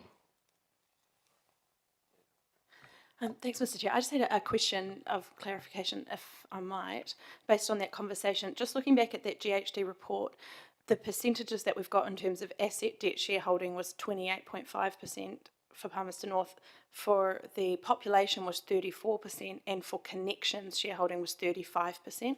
So is there, I mean, statistically speaking, we might be better off going with a connection shareholding. Do we have updated figures for what kind of percentages we're actually talking about before we decide which one to specify, given that these figures have been done prior to the LTP?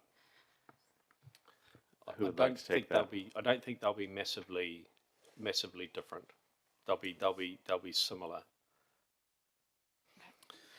And were those the only real 3 kind of options? Was connections, population, or equity and asset? So they're only kind of shareholding bases we might consider?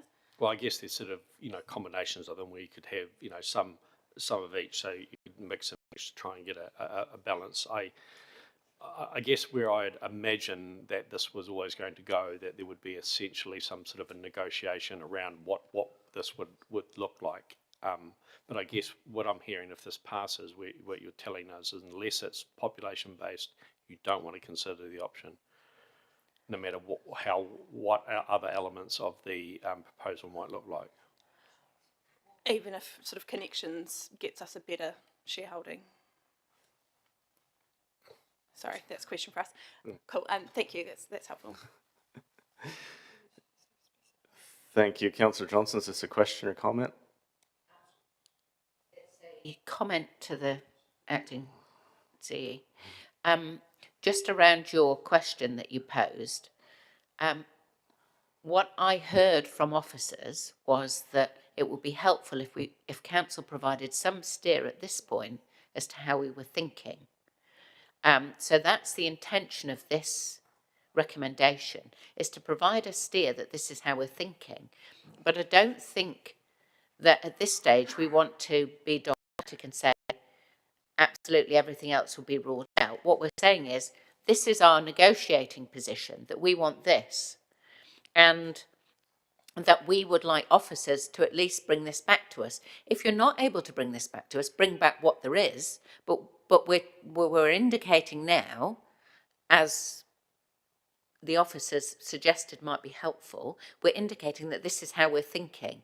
Because as Councillor Dennison said, if you don't get any of our thinking in at this point, and you come back in December with an equal, let's say, you come back in December and offer us an equal shareholding and equal electoral college arrangements, then we're absolutely stuck. All we can then go for is a single council CCO. Whereas if we indicate to you at this point, here's how we're thinking, then at least you can work with that. Now, you may not be able to achieve it, and you may come back to us in December and say, look, we couldn't achieve this, so actually your options are either a take it or leave it, one vote for everybody in the regional model, or go it alone. That's okay, but if we don't tell you now, you haven't got anything to work with. So that's the intention of it. I concede that it's been done on the fly, and perhaps the wording isn't very clear, but just trying to do things quickly. No, thank you. That's where I thought you started. But Yeah. I think what this says is telling me something different. And I think if we could say something like that, that council's preference, just to tell us that is your preference. And I think we're getting it, we've got it. Yeah. It's a strong preference. The problem with putting preference in is that other members around the table are interpreting that as that we have a preference for a joint CCO.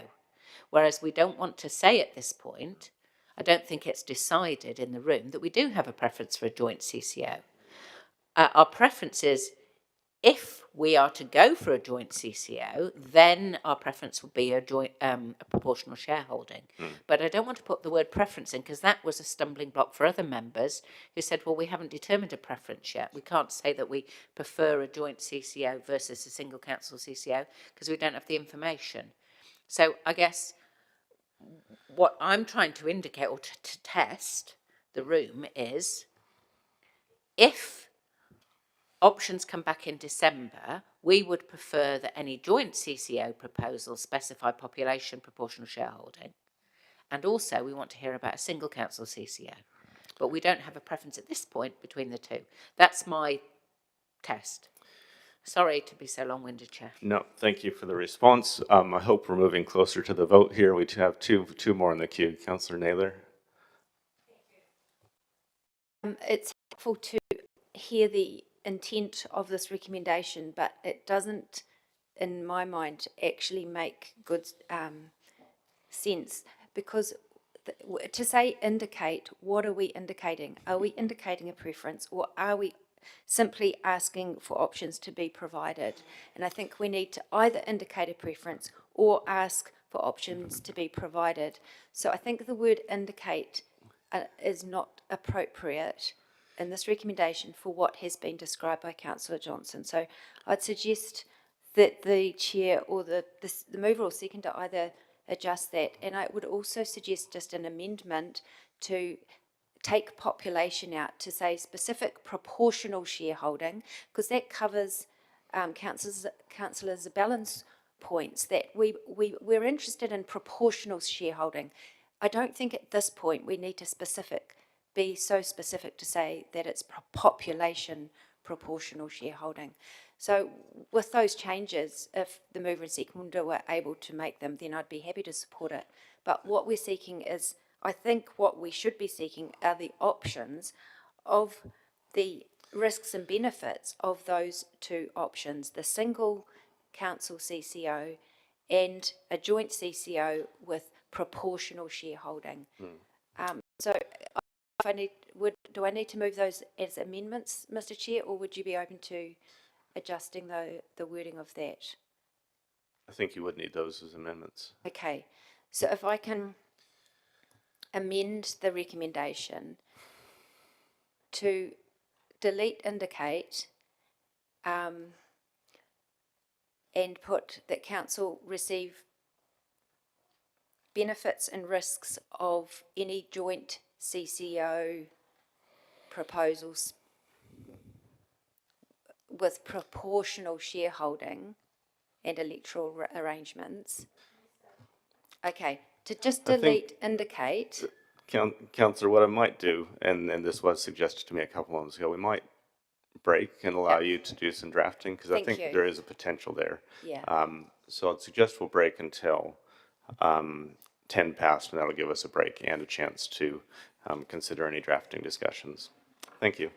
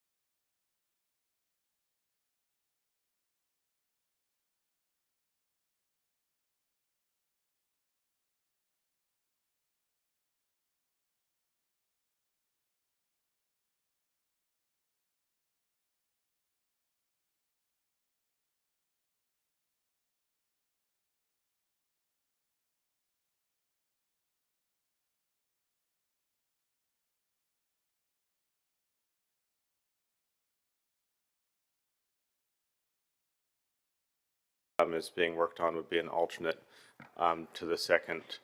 And we have Councillor Hancock in the queue. So I'll hand over to you, Councillor. Yeah, thank you, Mr. Chair. Look, I just really, I understand sort of the, I guess the sentiment behind both of these recommendations. I just think the only thing that we probably need to consider is we've got that any joint CCO proposal considers proportionality, so that's actually been changed. Sorry, it was population before. I was going to say population or other proportionality, but that seems to be resolved. Thank you. On the alternate?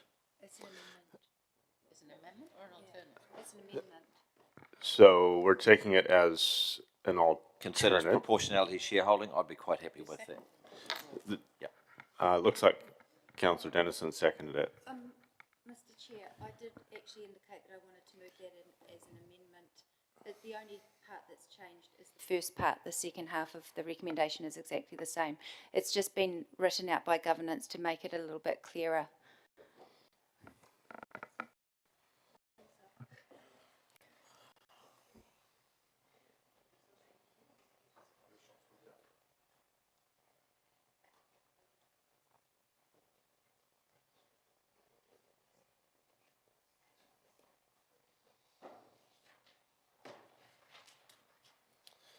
Getting advice from governance, they're seeing it as an amendment, so we'll get that indicated on screen.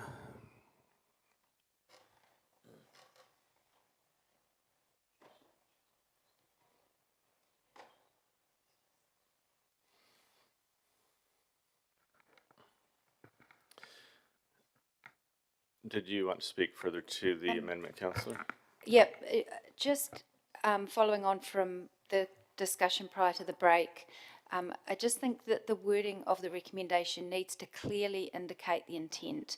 I think what we really are saying is that we want the options to come back. We want the options to come back to include these two options. This is indicating that if there is any joint CCO proposal, that has proportional shareholding, and we have deleted the population word out of there just to ensure that we don't lock ourselves into only one option that we're asking information to come back on. And then the second part of that is to include an option of establishing a single council CCO accountable to Palmerston North City Council. So as I indicated before, I absolutely think it's useful for us to indicate this to officers as they said anything clearer to specify what it is back in December. But the wording of indicate, to me, does determine preference prior to us having all the information to consider. So the amendment is outlined there. It's just the first half of that recommendation that's got some changes of wording. Great, thank you, Councillor. I think we're clear in terms of where the preferences and comments are sat around the table, so I'll call for a vote on the amendment unless you'd like a right of reply to yourself. Okay, so on the amendment, that the local water done well report include the following options: A, that any joint CCO proposal considers proportionality shareholding and electoral college arrangements, and B, that any option of establishing a single council CCO accountable to PNCC also be brought back. I'll ask for a vote.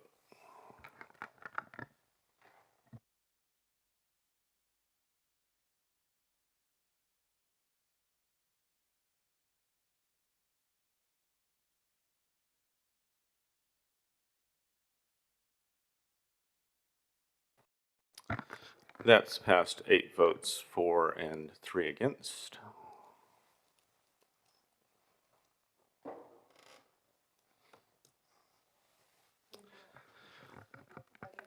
So yeah, if we can get the substantive on the screen.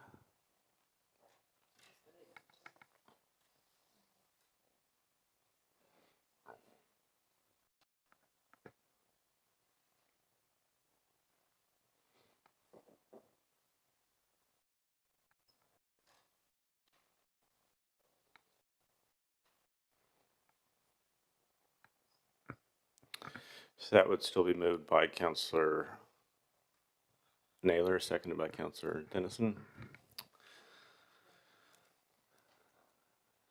So,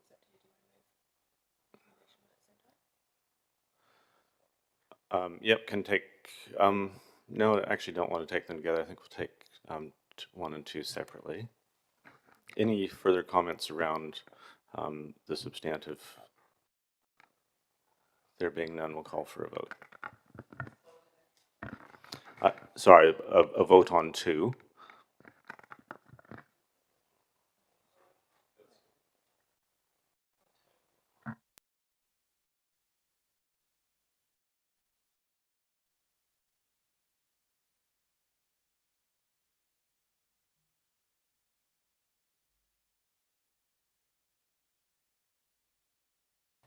That's passed 11 votes for, and now call for a vote on 1. Thank you.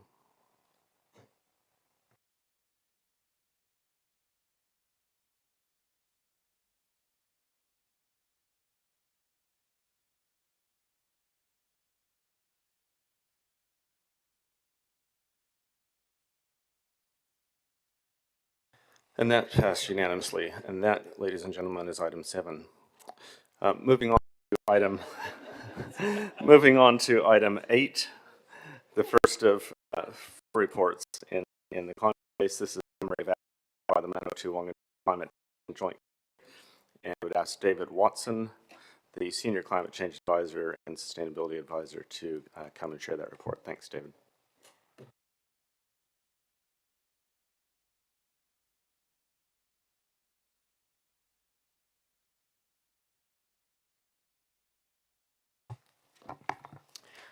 Tēnā koutou katoa. Good morning, councillors. Happy to take this report as read and answer any questions you might have. Thank you, David. Councillor Zabellan. Kia ora, David. I have a couple of questions. With the Horizons, the regional flood assessment, as mentioned in the report, is happening this year. What are we hoping that we can get out of that modelling or mapping? How are we planning to make best use of anything that might come up from the work that they're doing? So the parts of the Horizons region currently don't have LiDAR, so very detailed topographic maps, and so there's a data gap there that the Horizons Regional Council are hoping to fill. There's also a vulnerability assessment going to be made to try and determine which areas of the Horizons region are most at risk from the projected climate change.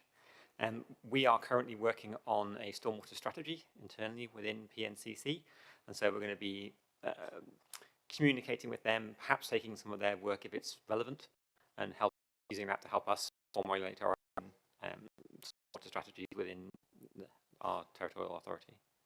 Excellent, thank you. And at on page 75, it's the work program of the Joint Committee. 10.3 has a list of action points A through C, and they're recommendations to council. So are they separate to the council's work program, but they're more suggestions for us?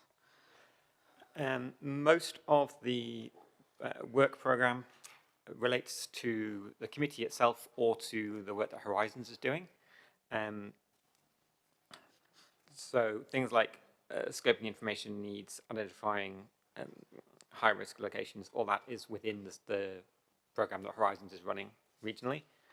The only item within the work program that is more directly related to us is sharing information on producing emissions inventories, because we're somewhat ahead of the curve compared to the other territorial authorities in Horizons region of how to do that.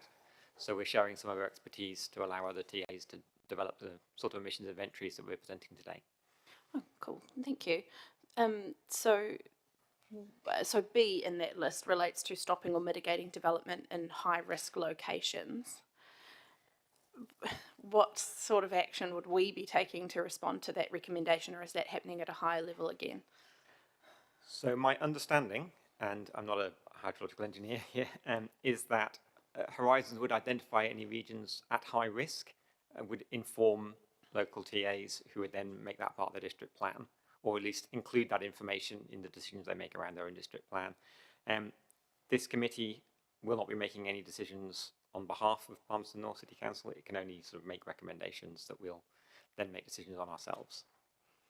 Great, thank you. So this is this kind of report, and this committee is the forum by which that program, those suggestions or programs are kind of communicated to us. There's not another way that we get that information?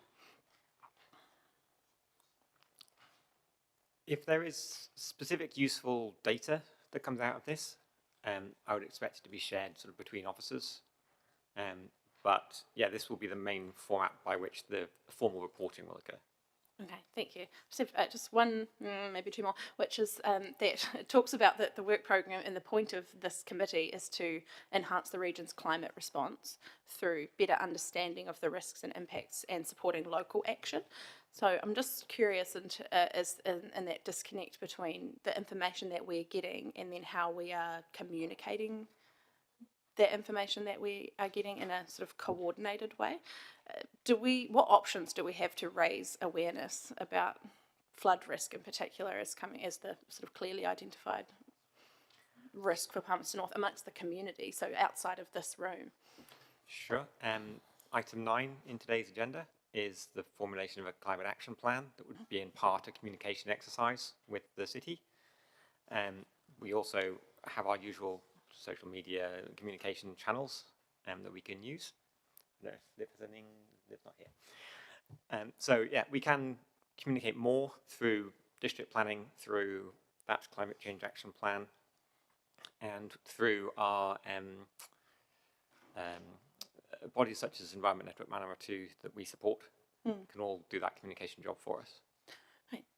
Thank you. And just another question popped into my mind, but I've forgotten that one, so I'll come back to that perhaps. So is there a way that you could give us something more concrete about how we are communicating these risks in terms of, could we get a plan or something strategic that wraps it up for us to say, this is the risks that we know, this is the direction or the steer that we're getting from the Joint Action Committee, here's the next step for it, outside of the climate plan, which from my read was more asking for projects or more seeking enterprise? So as these reports are produced, as the information comes out of the Horizons projects, we could certainly bring that to this committee, if that's what you're asking. Okay, great. Thank you. I'll signal that I have an additional recommendation, Mr. Chair, to that. Thank you for that indication. The General Manager would like to comment as well.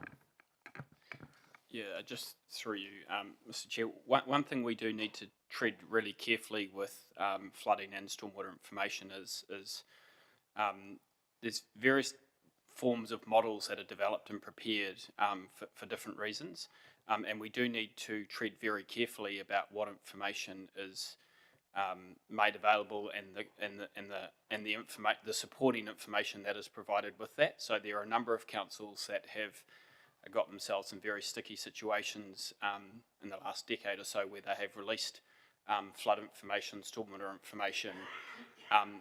Clearly it can have a significant impact on property values, and the way in which that information is released, when it's released, and the information that comes with that is very, very important. So there are changes to the LIM process, which is in process through some legislation that was passed towards the end of the last government. But clearly we have an obligation to make sure that we are sharing what information we can at the appropriate time with the right message. But it is something that we need to treat very carefully without ending up with thousands and thousands of letters from lawyers challenging the way in which that information is being prepared and distributed. Councillor Johnson. Thanks, Mr. Chair. Thanks, David. Is there anything extra that we need to be doing as a result of the action plan of this committee, or is everything in train? The recommendations of the Joint Action Plan were formed part of the LTP deliberations, so those are already in train. And this particular work program is not, there's no direct actions for us to complete, so we'll monitor it and carry on, I suppose. Okay, so essentially for information at the moment. Yeah. Thank you.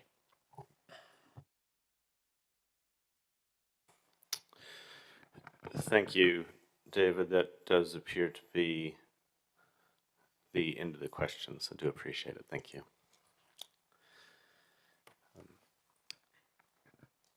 Councillor Zabellin, you had indicated an additional recommendation, so we might look to that as well as the substantive.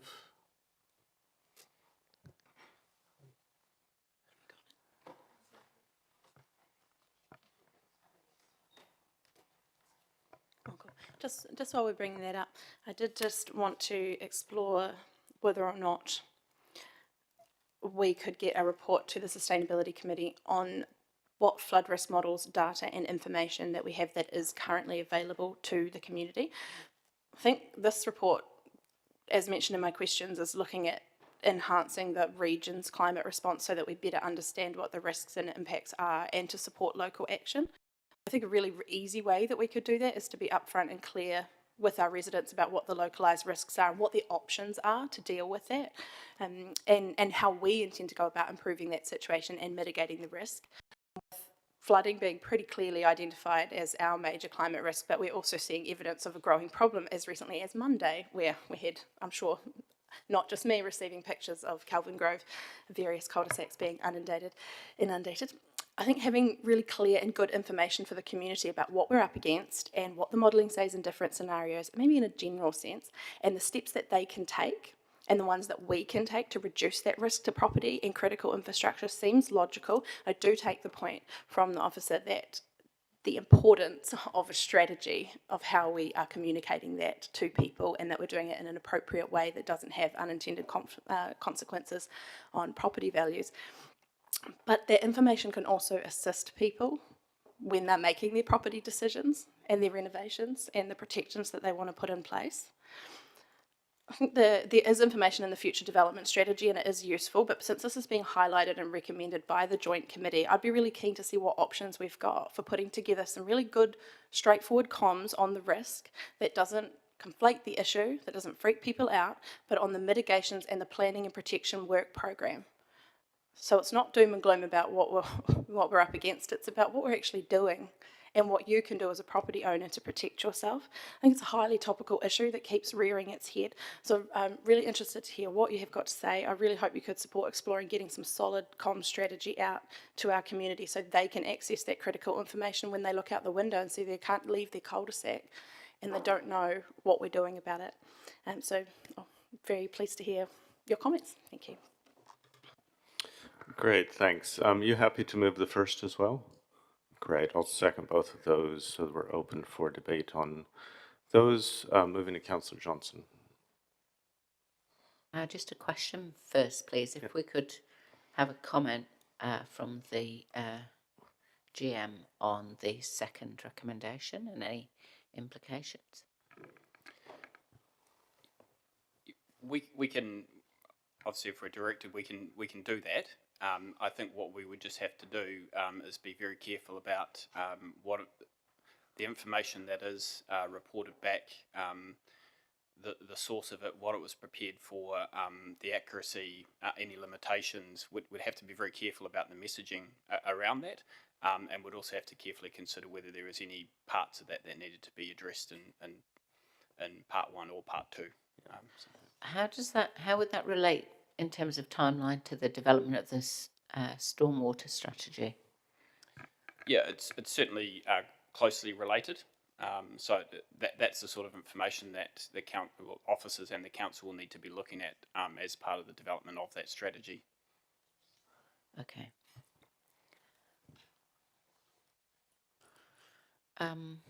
Comment, I suppose.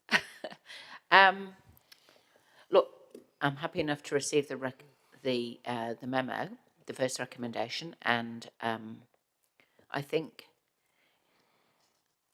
my impression of this committee is we've been able to contribute quite a lot to it from our resourcing in terms of climate action, so that's been valuable. and hopefully sharing of information helps other councils as well. So I think we've been a good neighbour in that respect on this committee. In terms of the reporting on the city's flood risk models, data and information availability to the community, I'm not really convinced about that at this point. What I would like to see is the stormwater strategy come out first, and then maybe that information be linked to that. So I think we might be putting the cart before the horse here. And I also think we need to be careful in terms of exposing ourselves to legal risk. So I'm just a bit nervous about number 2 at the moment. Thanks. Thank you for those comments. The Mayor. Thanks, Mr. Chair. Look, as Councillor Johnson, and I realise Councillor Isabella likes the stormwater space. I play in it too, excuse the pun, but I do think we are going to scare the horses here, and it is definitely the cart before the horse, so I won't be supporting it. It's stuff that we can do, and you can tell with the nervousness of officers' comments that I just think we might open ourselves up here when we absolutely we do need to do some work in this space, but the strategy comes first. This is the doing, or more of the doing operational part of it. So really, colleagues, I think we are just heading down another, getting stuff on people's tables too quickly. Let's do the strategy first, and then come to some of this work. And we might not even do all of this work, to be honest, as and when we get the strategy. We're all assuming that stuff is really bad. We're all double guessing what we think is under the ground at times, and also what is coming at us. So I would urge you to look to support, and if we could separate them, please, Chair.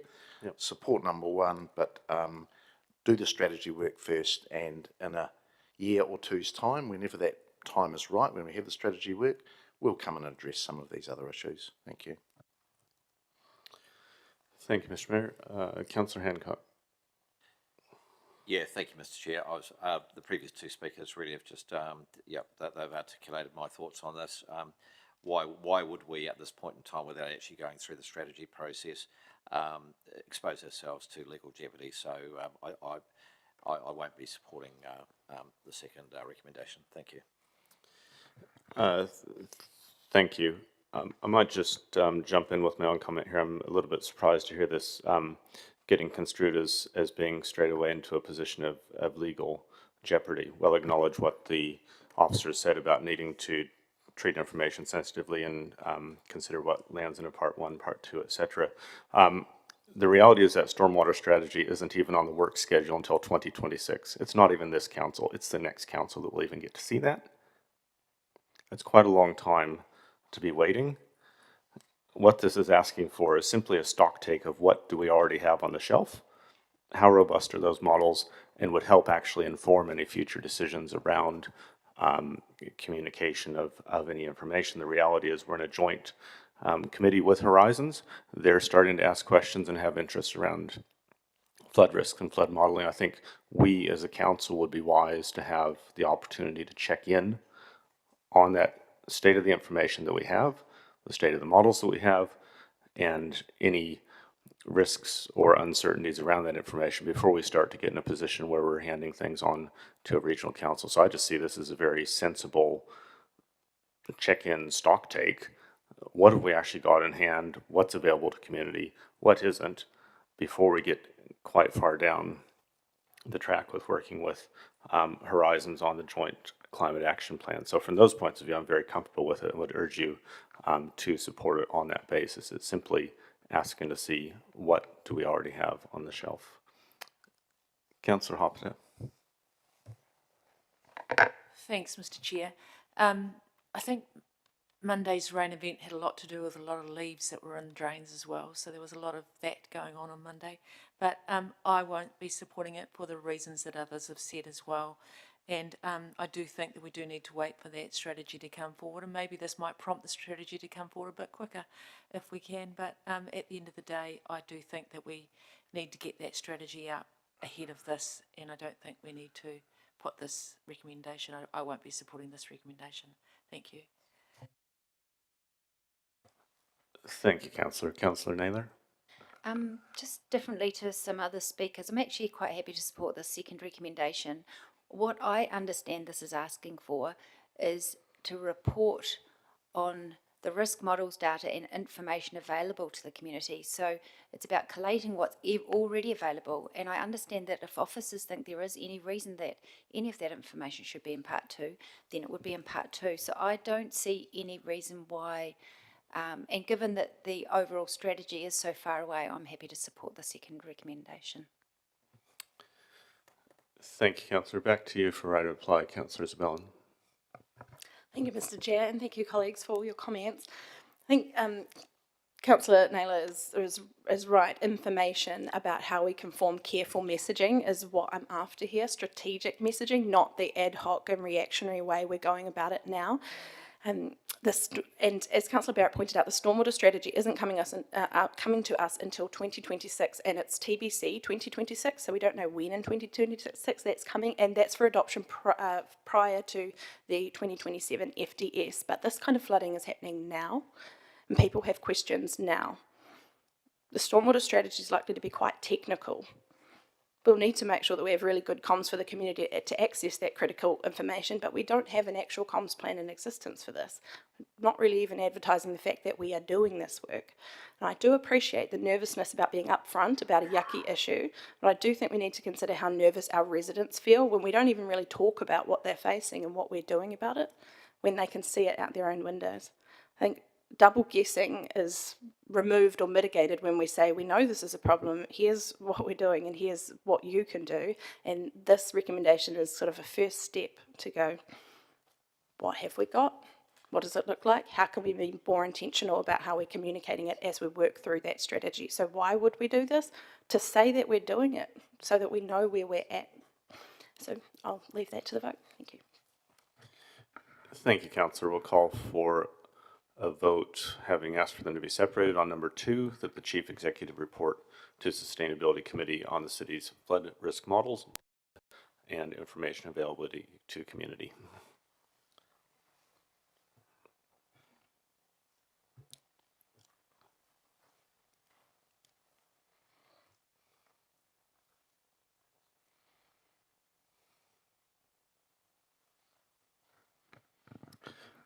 That did not gain a majority, lost 4-7.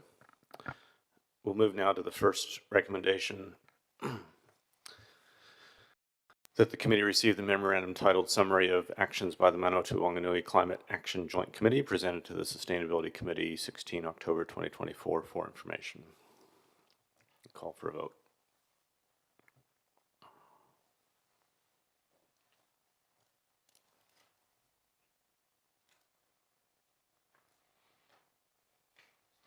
And that's passed 11 votes for.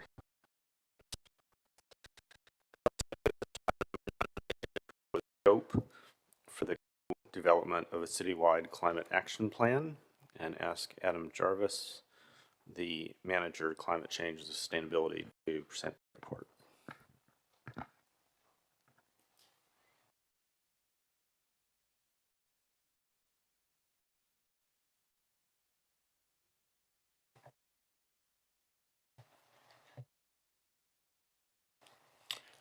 Good morning, Mr. Chair, committee members. Adam Jarvis, Climate Change and Sustainability Manager. Just very briefly in summary, there was a action item on the long-term plan and the climate change plan around co-develop a community-focused citywide climate action plan, including the articulation of local benefits and the identification of projects that may attract co-funding. And this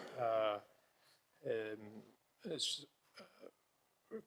Office's proposal to take that sentence and turn it into something that hopefully provides value. There's a proposal here in terms of how that, I guess, that action is operationalised. Essentially, we're proposing to go out to the community at large, academics, business sector, interested community groups, and so on, to go as wide as possible and understand kind of without judgment what the broader scope of community's ambitions in this regard are, and then to conduct an exercise similar in nature to what we do with the low carbon fund, to prioritise those actions in terms of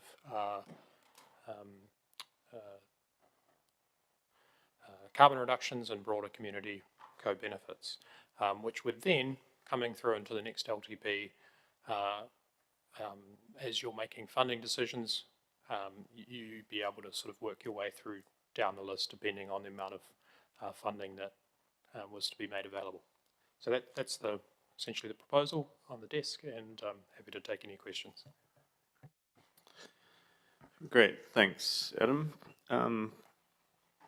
Couple questions from me. Just to clarify, quite a bit of the report kind of seemed to speak to mitigation type things rather than adaptation type things. Is your intent around scope that it's both?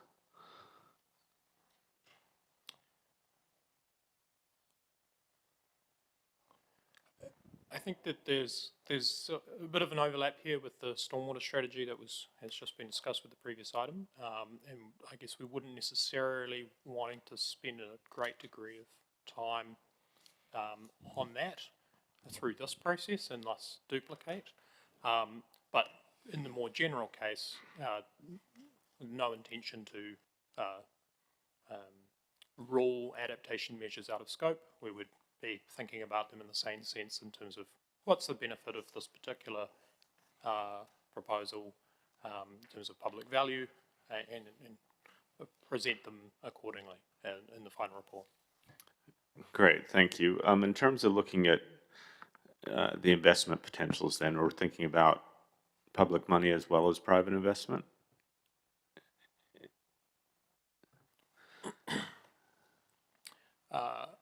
Briefly, yes. Although I don't imagine that the report as presented would get into the detail of exactly how these things would be funded. This would be a assessment more in the abstract, agnostic as to where exactly the money was to come from. Some of these some of these proposals might be more or less attractive depending on how much co-investment was gained, but I don't anticipate at this stage, or at least as proposed, that we would get into that level of detail in terms of seeking out, say, for example, co-investment. It's just a higher level document. Great, thank you. Finally, at this stage at least, says the report, the draft plan would come back in the spring of 2025. There's some other events going on in the spring of 2025, which might mean that this council or the next council sees the report. Could you give us an indication at this stage whether it would be reported back to this council, or whether you're seeing it as something that would not be available until the new council's here?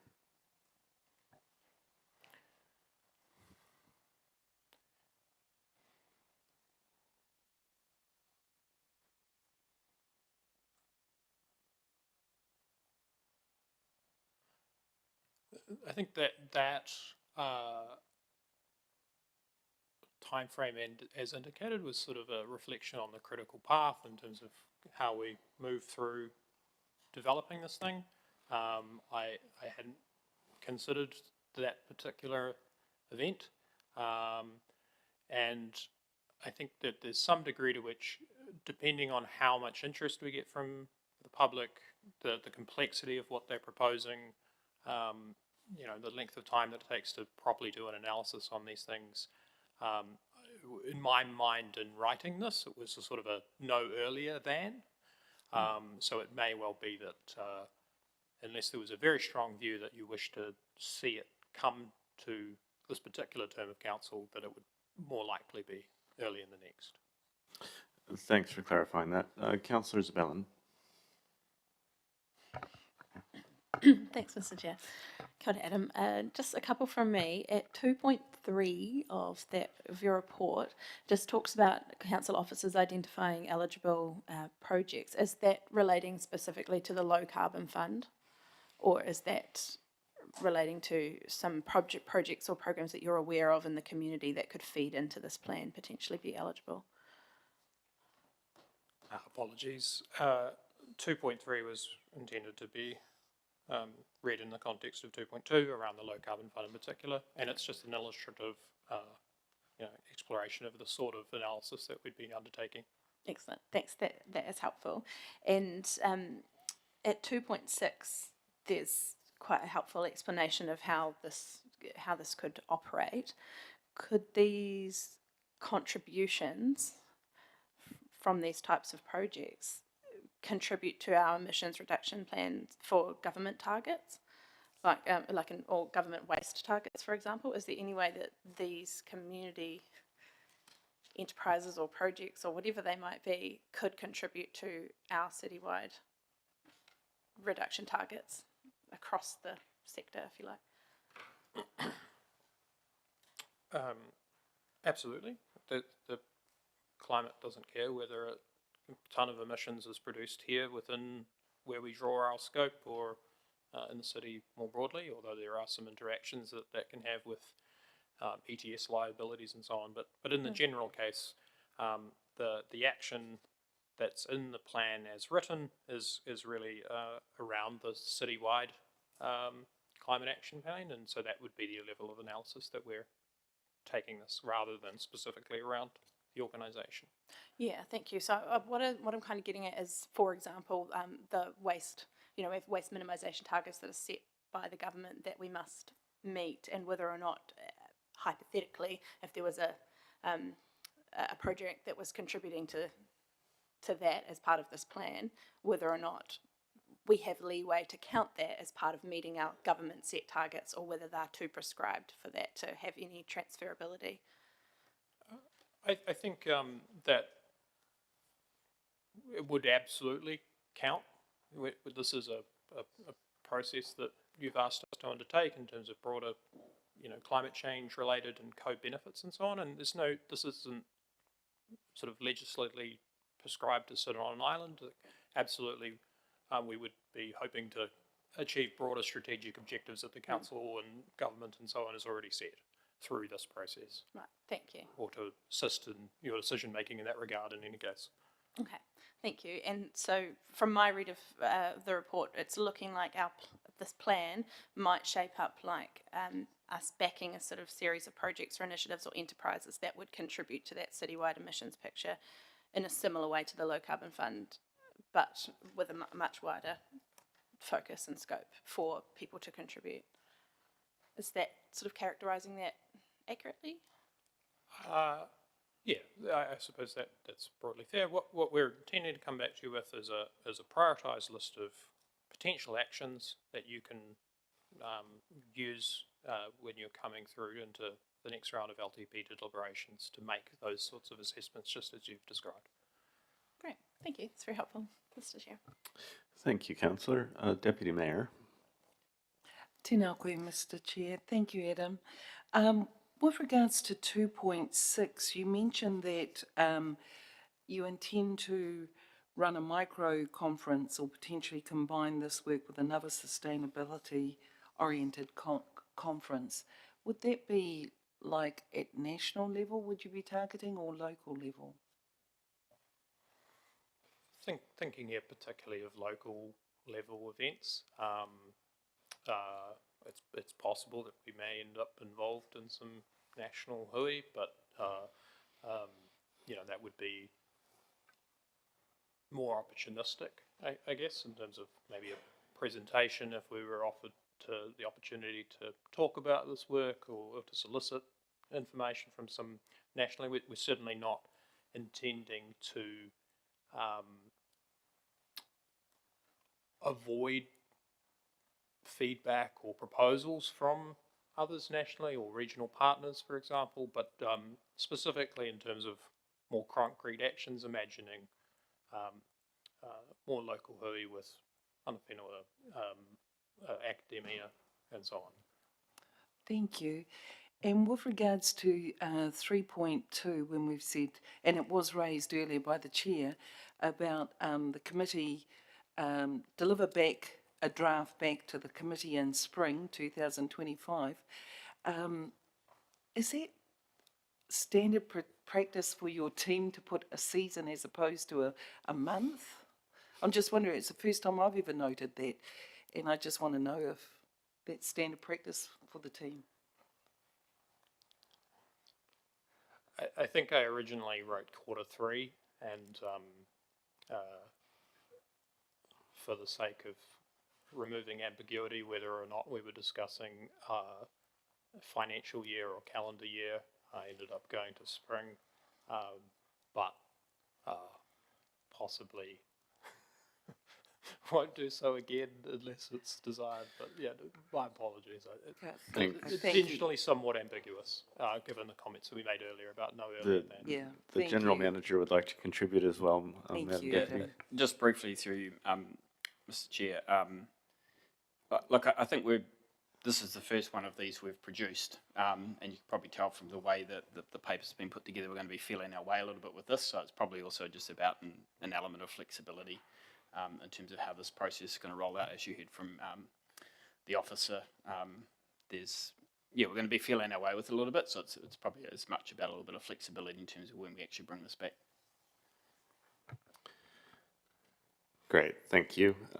Thank you, Adam. That appears to be questions over.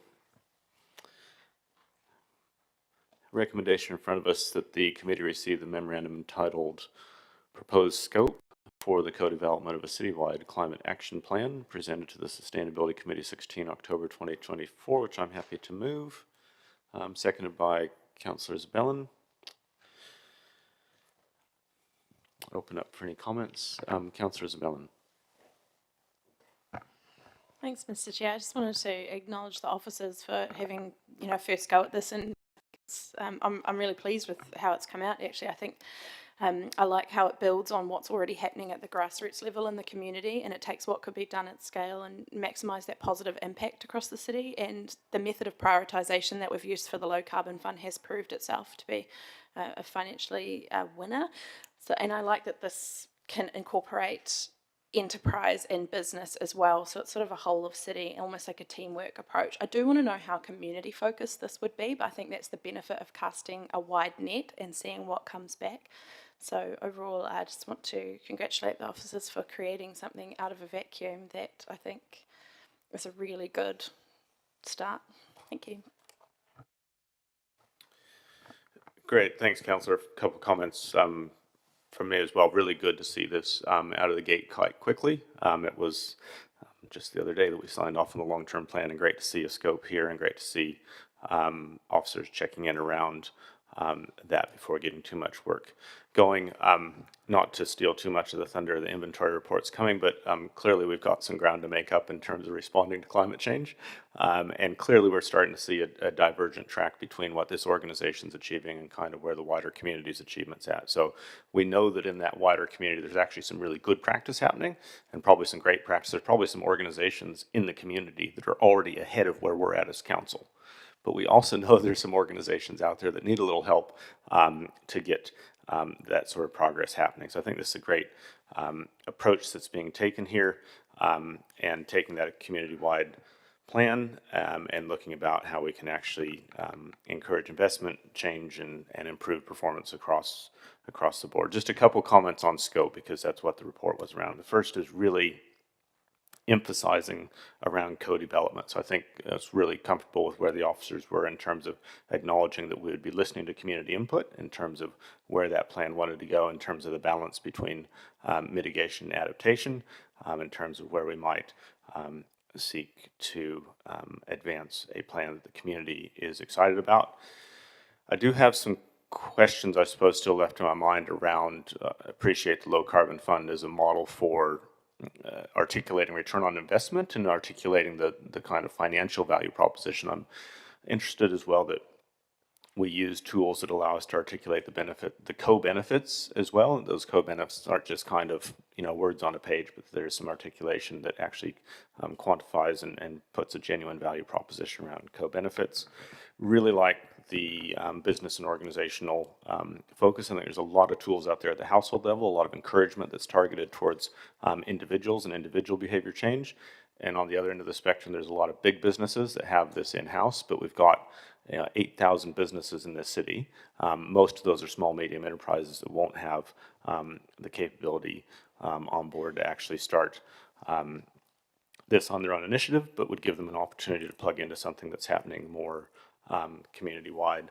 And the final comment around scope is really making sure that we do stay open in terms of where the investment would come from, that it's not just about creating more darts to come back to us here at council about wanting more council money to come in to do things, but it's about finding ways that we can unlock some private investment as well.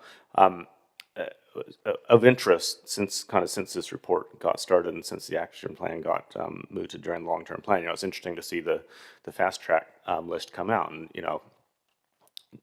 I'll say across the board, there's some real grave concerns about the fast track list, but you actually look at some of the local projects that are in there, solar farms, both inland around Bunnythorpe and a solar farm around Foxton. I think those are examples of kind of clean energy projects that could be further catalyzed and encouraged through us as a whole community taking some action planning as well. So I think it's a well-timed activity of council to be doing a community-wide action plan. Really appreciate the officers checking in around scope and wish you well in taking that initiative forward to the community for a strong co-development that really focuses on what we can do as a whole community to lift performance around climate change response. So with that, we will ask for a vote.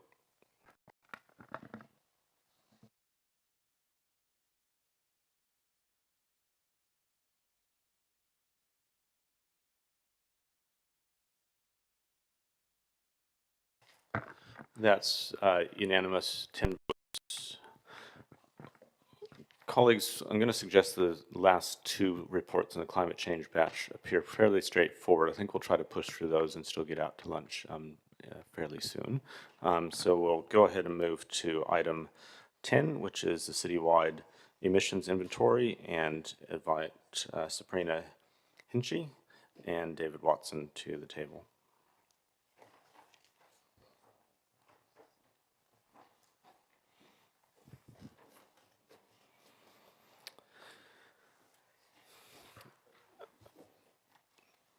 Welcome, and in particular, welcome, Sabrina. I think this might be your first report presenting into us, or at least one of the first, so I look forward to hearing from you.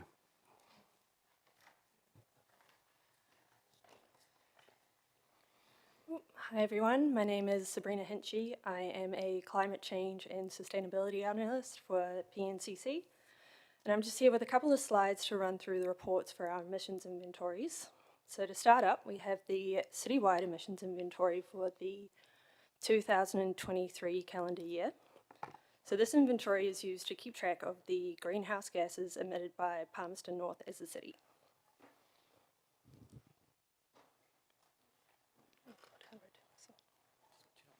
That's a good start.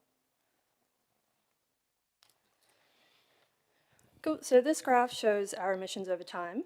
The green line shows our total net emissions each year, starting from our baseline year of 2007, and it's measured on the axis on the left-hand side. The orange line above that shows the same data on a per capita basis, which is measured against the axis on the right-hand side. The bottom two lines show our target emissions for each variable. As you can see, we still have a little bit of work to do to reach these targets. However, our emissions are on a steady decline, down 3.3% since the previous inventory in 2022. Aside from the sudden dip in numbers due to a lack of activity over COVID, the data is following the curve that we expected when we first started the inventories. So this pie chart shows our emissions divvied up into their relative activities. The numbers are pretty straightforward and they reflect the patterns seen across the country, in which agriculture and petrol and diesel make up the bulk of the numbers. From the data, we've noticed that natural gas emissions are down by 7%, largely due to a decline in use of gas heating. This is both due to a warm year and the probable electrification of heating.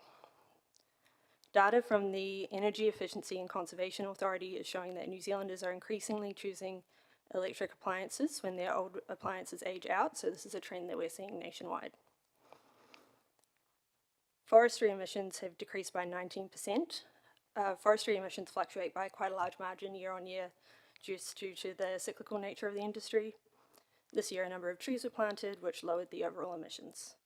And we try not to focus too much on forestry data, as it is often not indicative of an overall trend. However, If we exclude the forestry from the totals, our overall emissions are still lowered by 2.62% compared to 2022. Solid waste disposal emissions fell by 14% and landfill gas emissions fell by 11%. Due to the relatively high level of data, it remains to be seen whether this change is consistent with the expected change to waste policy. Waste levels are dependent on a large number of variables, so we would like to keep an eye on this data and see if it's an anomaly or whether a trend is establishing. Any questions? Great, thank you, Sabrina. Anything you wanted to add, David? No, that's pretty much it. Cool. Open for questions. Councillor Johnson. Thanks, Mr. Chair. Thanks, Sabrina. Just when we're looking at that trend of emissions, citywide emissions going up and then kind of levelling out and then coming down, how much of that is due to deliberate actions to lower it, and how much is just sort of coincidental, if you know what I mean? I'll get David to answer this one.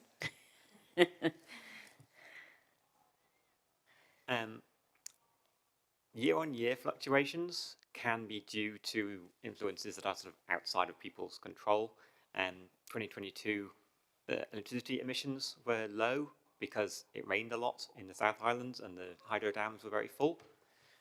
However, the general trend downwards across multiple different categories would indicate that policies that are being put in place at the national level are helping to push emissions on a downwards trajectory. Whether that continues will again be due to economic factors as well as policy and how things are organised. Thank you. Councillor Hancock. Thank you, Mr. Chair.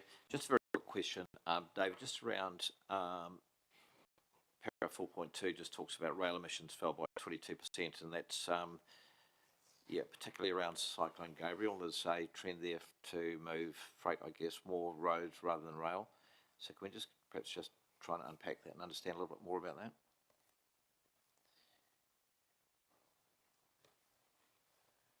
So the impact of Cyclone Gabriel was that slips closed some of the rail lines. They are working on reopening those. This is sort of an issue outside of Palmerston North as a city, but it does reflect our emissions. So I guess probably what I'm trying to solicit here, this appears to be, is a temporary change? Thank you, Mr. Chair. Great, thank you. Sabrina, just interested in kind of data quality and robustness of information coming in. Are we kind of in a situation now where the quality of information is kind of similar year to year, or is there still areas where we might be able to reduce uncertainty in the future? We were working on it year on year. I don't think we can ever say there's no uncertainty, but every single year we try to improve where we can. Numbers for like nationwide standards change year on year, and we include that in our calculations. So yeah, we can never say that we're 100% certain on these numbers, but we do improve each year, or at least try to. Cool, thank you. Much appreciated to you both. I think that's it for questions on this particular report. So we'll move now to look at the recommendation. That the committee note that total net emissions for North City for 2023 were 647,252 tons CO2 equivalent, which is a 21,880 ton reduction compared to 2022. And an 11,929 ton increase since the 2016 baseline. I'm happy to move that, seconded by Councillor Zabellin, and open up for any comment. Just briefly, thank you to officers, and I do appreciate the effort that does go into gathering the data and data quality, and know that you're giving us the best possible information, and it's really great to see that we're starting to see a good news story emerging here. The per capita number being 9% is significant progress, and I'm really keen to see that hopefully tip into double digits in the next year. Still need to be going further and faster, especially at the citywide level. But we're starting to see some of this progress locally and starting to see that trend over time. So it's really great kind of taking the bounce out year to year and seeing a trend developing here that does show that we've not only peaked, but starting to pull down and look forward to that trend accelerating with things like our climate action plan with the community. So thanks again to officers for their efforts, and we'll call for a vote.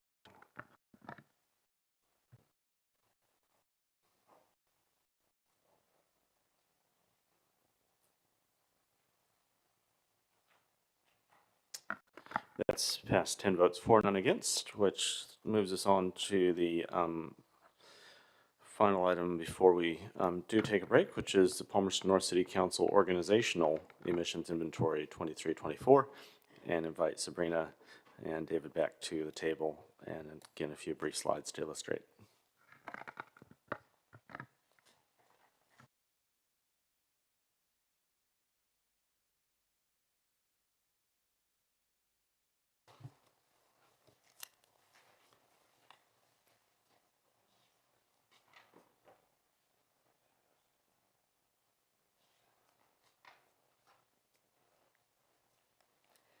Cool. So this report is on the findings of the emissions inventory for PNCC as an organisation over the 2023-2024 financial year. So a majority of our emissions come from the maturing of material in our landfills. So the rubbish in the landfill is decomposing and letting out gases in the process. Because landfill emissions are such a large part of the data, and there's not much that can be done about the maturing of material that's already in the landfill, we have set two different targets for our emissions, one including landfill emissions and one excluding them. So I'll just walk you through those now. The first target was a 30% reduction in emissions by 2031, including landfill emissions. So that's on the solid yellow line there. The numbers we have are below the target we set for 2030. Our second target was the same, a 30% reduction in emissions by 2031, but excluding landfill data. Our emissions, excluding landfill numbers, are shown on the lower green line. They are now sitting on the trend line for our 30% reduction target, meaning we are on track to reach our 2031 target. This pie chart showing the source of the emissions for PNCC as an organisation. Our largest single source is from our fleet. So this includes recycling collection trucks, parks trucks, tractors, utes, as well as our pool vehicles, which we're working on electrifying through the Low Carbon Fund. The Low Carbon Fund has also been used towards electrifying heating and hot water, as well as towards energy efficiency modifications such as providing pool covers at the Lido to conserve heat. So these efforts are reflected in the inventories, which are showing a decrease in gas emissions and a slight increase in electricity emissions. Our wastewater emissions are down by 7%, however we note that these numbers fluctuate year on year due to changes in water volume, so we would like to keep an eye on this for a few more years before labelling it as an established trend. Any questions? Great, thank you.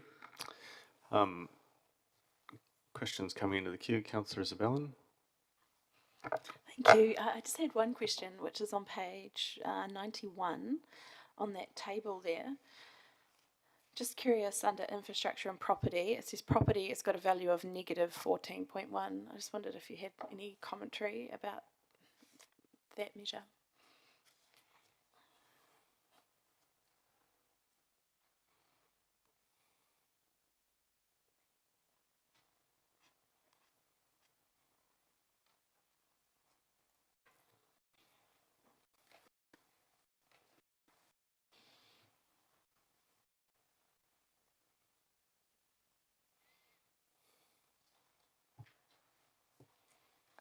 From memory, that was from a couple of things.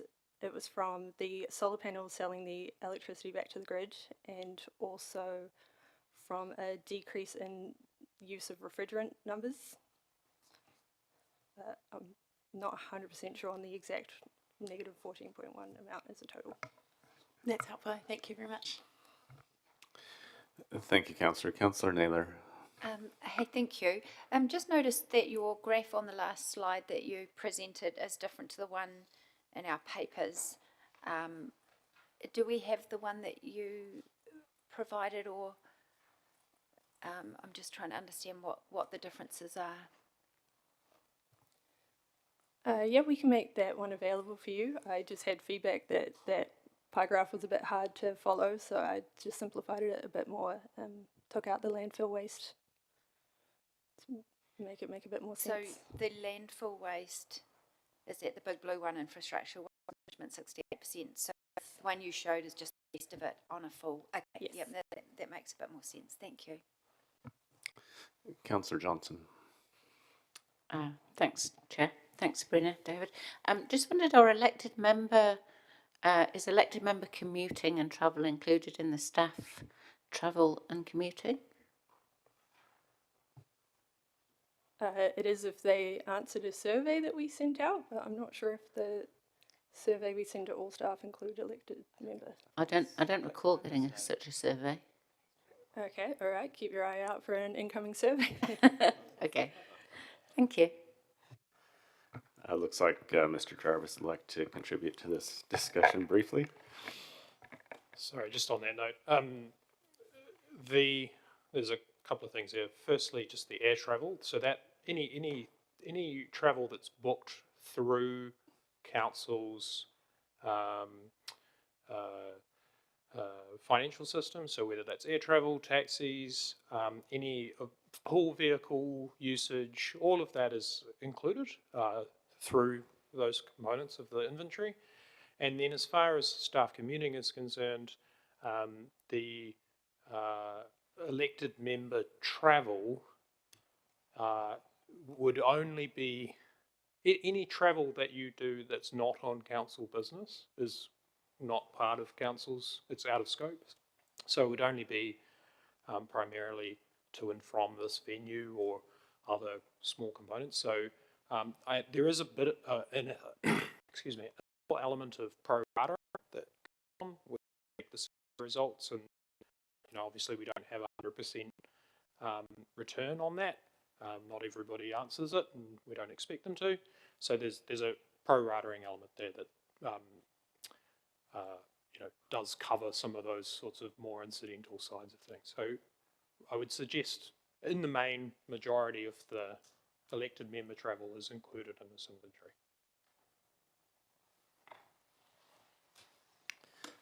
Thank you, Councillor. Councillor Naylor, you're in again. Sorry, just a follow-up question from what was just that information that was just provided. Adam mentioned that air travel was included. Is that domestic and international air travel, and is that all in that 3% for workplace travel, or is that somewhere else?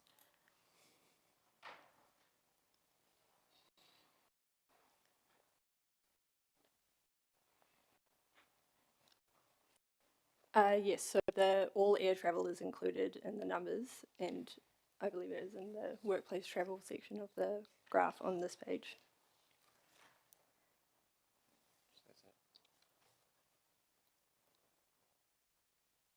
Is that sufficient answer for you, Councillor? Essentially, whenever somebody books travel through the travel agency or puts money through the finance system for travel, that information is captured, and we use that in the inventory to cover all travel that's not driving to and from work. So yes, international travel, yes, domestic air flights, any kind of air travel is included in those numbers. Okay, because I'm just trying to tease this out, because I thought the emissions for air travel were quite high, but it doesn't seem to reflect that if it's only, is it 3% of our emissions? Or So- is all the travel being captured in the data in terms of the Canon travel? So it's an international flight is a lot of emissions per person. Obviously, we do several thousand kilometres a year in diesel trucks collecting recycling things, so the volume of emissions overall is quite small, even though on a per capita basis it's quite high. Okay, thank you. Great, thanks. Just a couple quick questions for me. Just checking that the work here is inclusive of our own energy system, so like the mini hydro solar, which you've mentioned, the digesters, all those kind of things. Is that all captured here? Yes. Yeah, great. Thank you. And just looking at the breakdown that you had of different facilities and functions within the organization, I guess as elected members, we might assume that some of those things would continue to be tackled through the low carbon fund. How would we be approaching some of those bigger kind of point source type things within the organization from a planning point of view?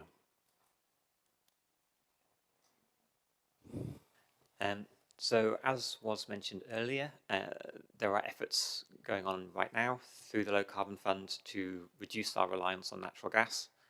So it's our hope that moving forward we'll reduce the amount of natural gas council is using and replace that with more efficient alternative energy sources, most likely electricity. As more technology comes online in the vehicle space, look again at our fleet vehicles. There are some promising electric utes available on the market internationally, and so as and when those arrive in New Zealand, if they meet our needs as fleet vehicles, then we could use the Low Carbon Fund to transition more of our vehicles fleet away from fossil fuels into electric or hybrid. Thanks. I may not have put the question quite clear. I guess my question was things like swimming pools, things like this building that have quite high individual emissions profiles that would be beyond the scope of the Low Carbon Fund to address in a single hit. Like what's the approach to that kind of planning? Through you, Mr. Chair. So just note, first off, that the Low Carbon Fund is not the only program that Council uses to reduce emissions. There's a whole host of things that increasingly have simply become routine asset management practices, such as when we go to renew the lighting on a particular building, for example, we're not putting up incandescent bulbs anymore. LEDs are simply standard, and so that's incorporated into the renewal budgets of the infrastructure group. And then that's a particular case. You can think of this more broadly. Renewal budgets and so on for those facilities are increasingly incorporating standard best practice in terms of insulation and energy efficiency and so on. So there's a host of that work that's sort of done, distributed across the entirety of particularly renewals.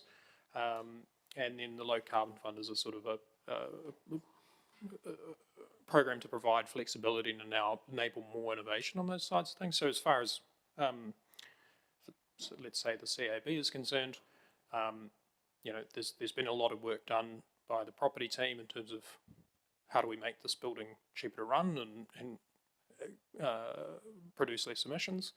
And then we're also looking at it from our perspective of, there's as David mentioned,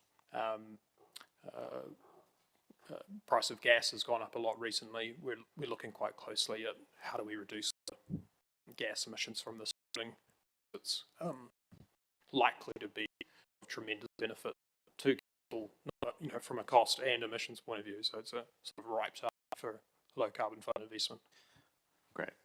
Thanks for that. And finally, just around contractor emissions, do we have any ways of tracking those? I'm thinking kind of the bigger scale contractors like Fulton Hogan and those. Do they have in-house emissions tracking that they're doing, and can that be brought back to council in any way?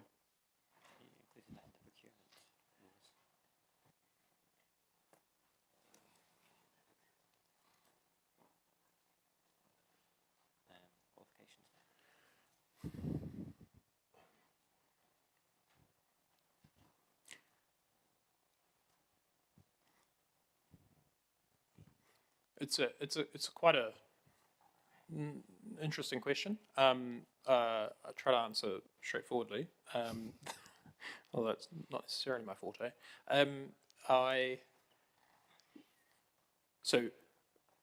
Contractor emissions, we've deliberately ruled them out of scope since the beginning of this process, since we began in 15-16.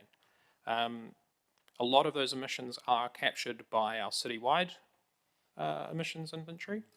But as far as contractor emissions is concerned, there's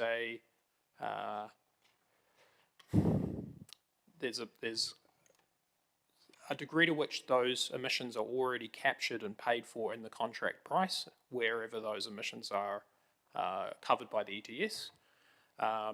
And there is, although there are some provisions in the procurement, recent procurement changes to our procurement process around availability of information and emissions inventories, there is something of a tension here where we could, if we mandate that completely, we can end up favouring larger businesses that have the capacity to properly do proper inventories and so on, rather than small 2-3 person bands that might otherwise provide better value.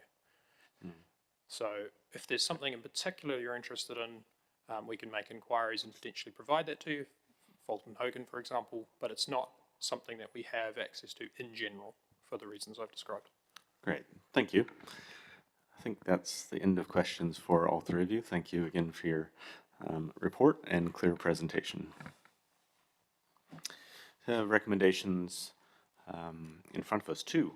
Firstly, that PNCC organizational emissions have fallen from 18,255 tons in 2022-23 to 17,180 tons in 23-24, and that's a 6% reduction. And secondly, that the committee note that the PNCC organizational emissions have fallen from 26,444 tons in 15-16 to 17,180 tons in 2023-24, and that is a 35% reduction, which I'm happy to move those recommendations, seconded by Councillor Zabellin, and open up for comments, starting with Councillor Johnson. Yeah, I just think this is a cause for some celebration.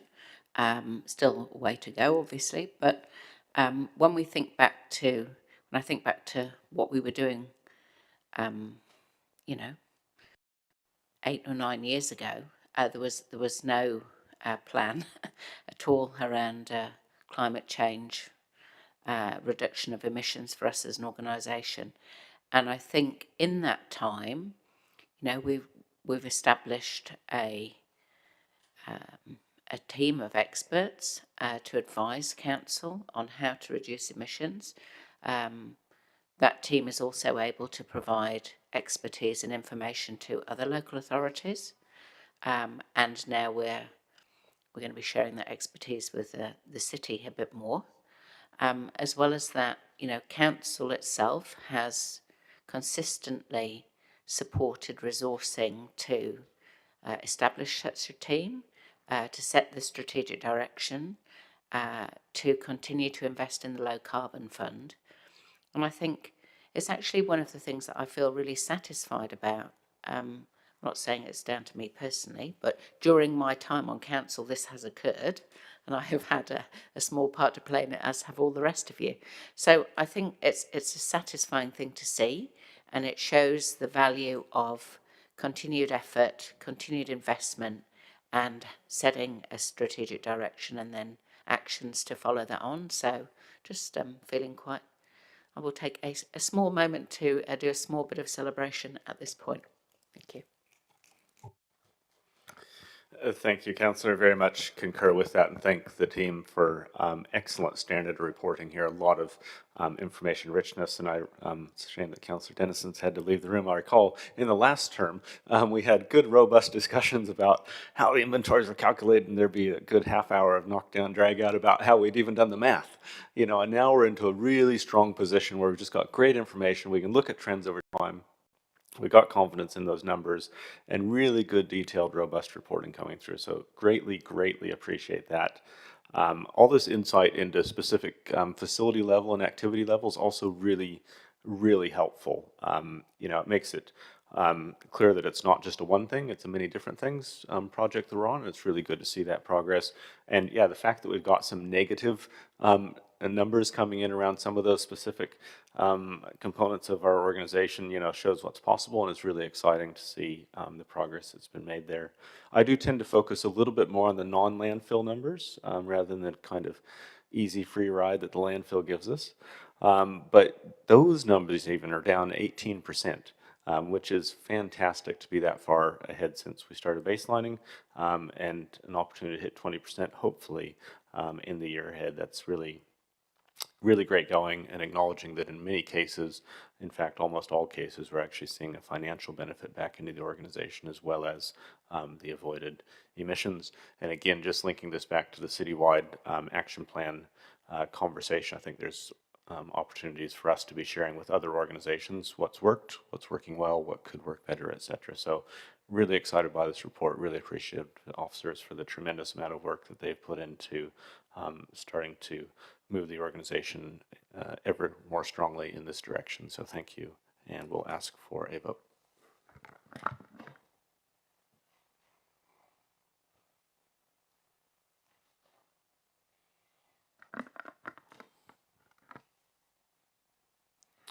Great, that's passed 9 votes for, none against. And at this point, we will break for lunch, and we'll come back at 1:30. Give ourselves an hour and the 4 minutes to work through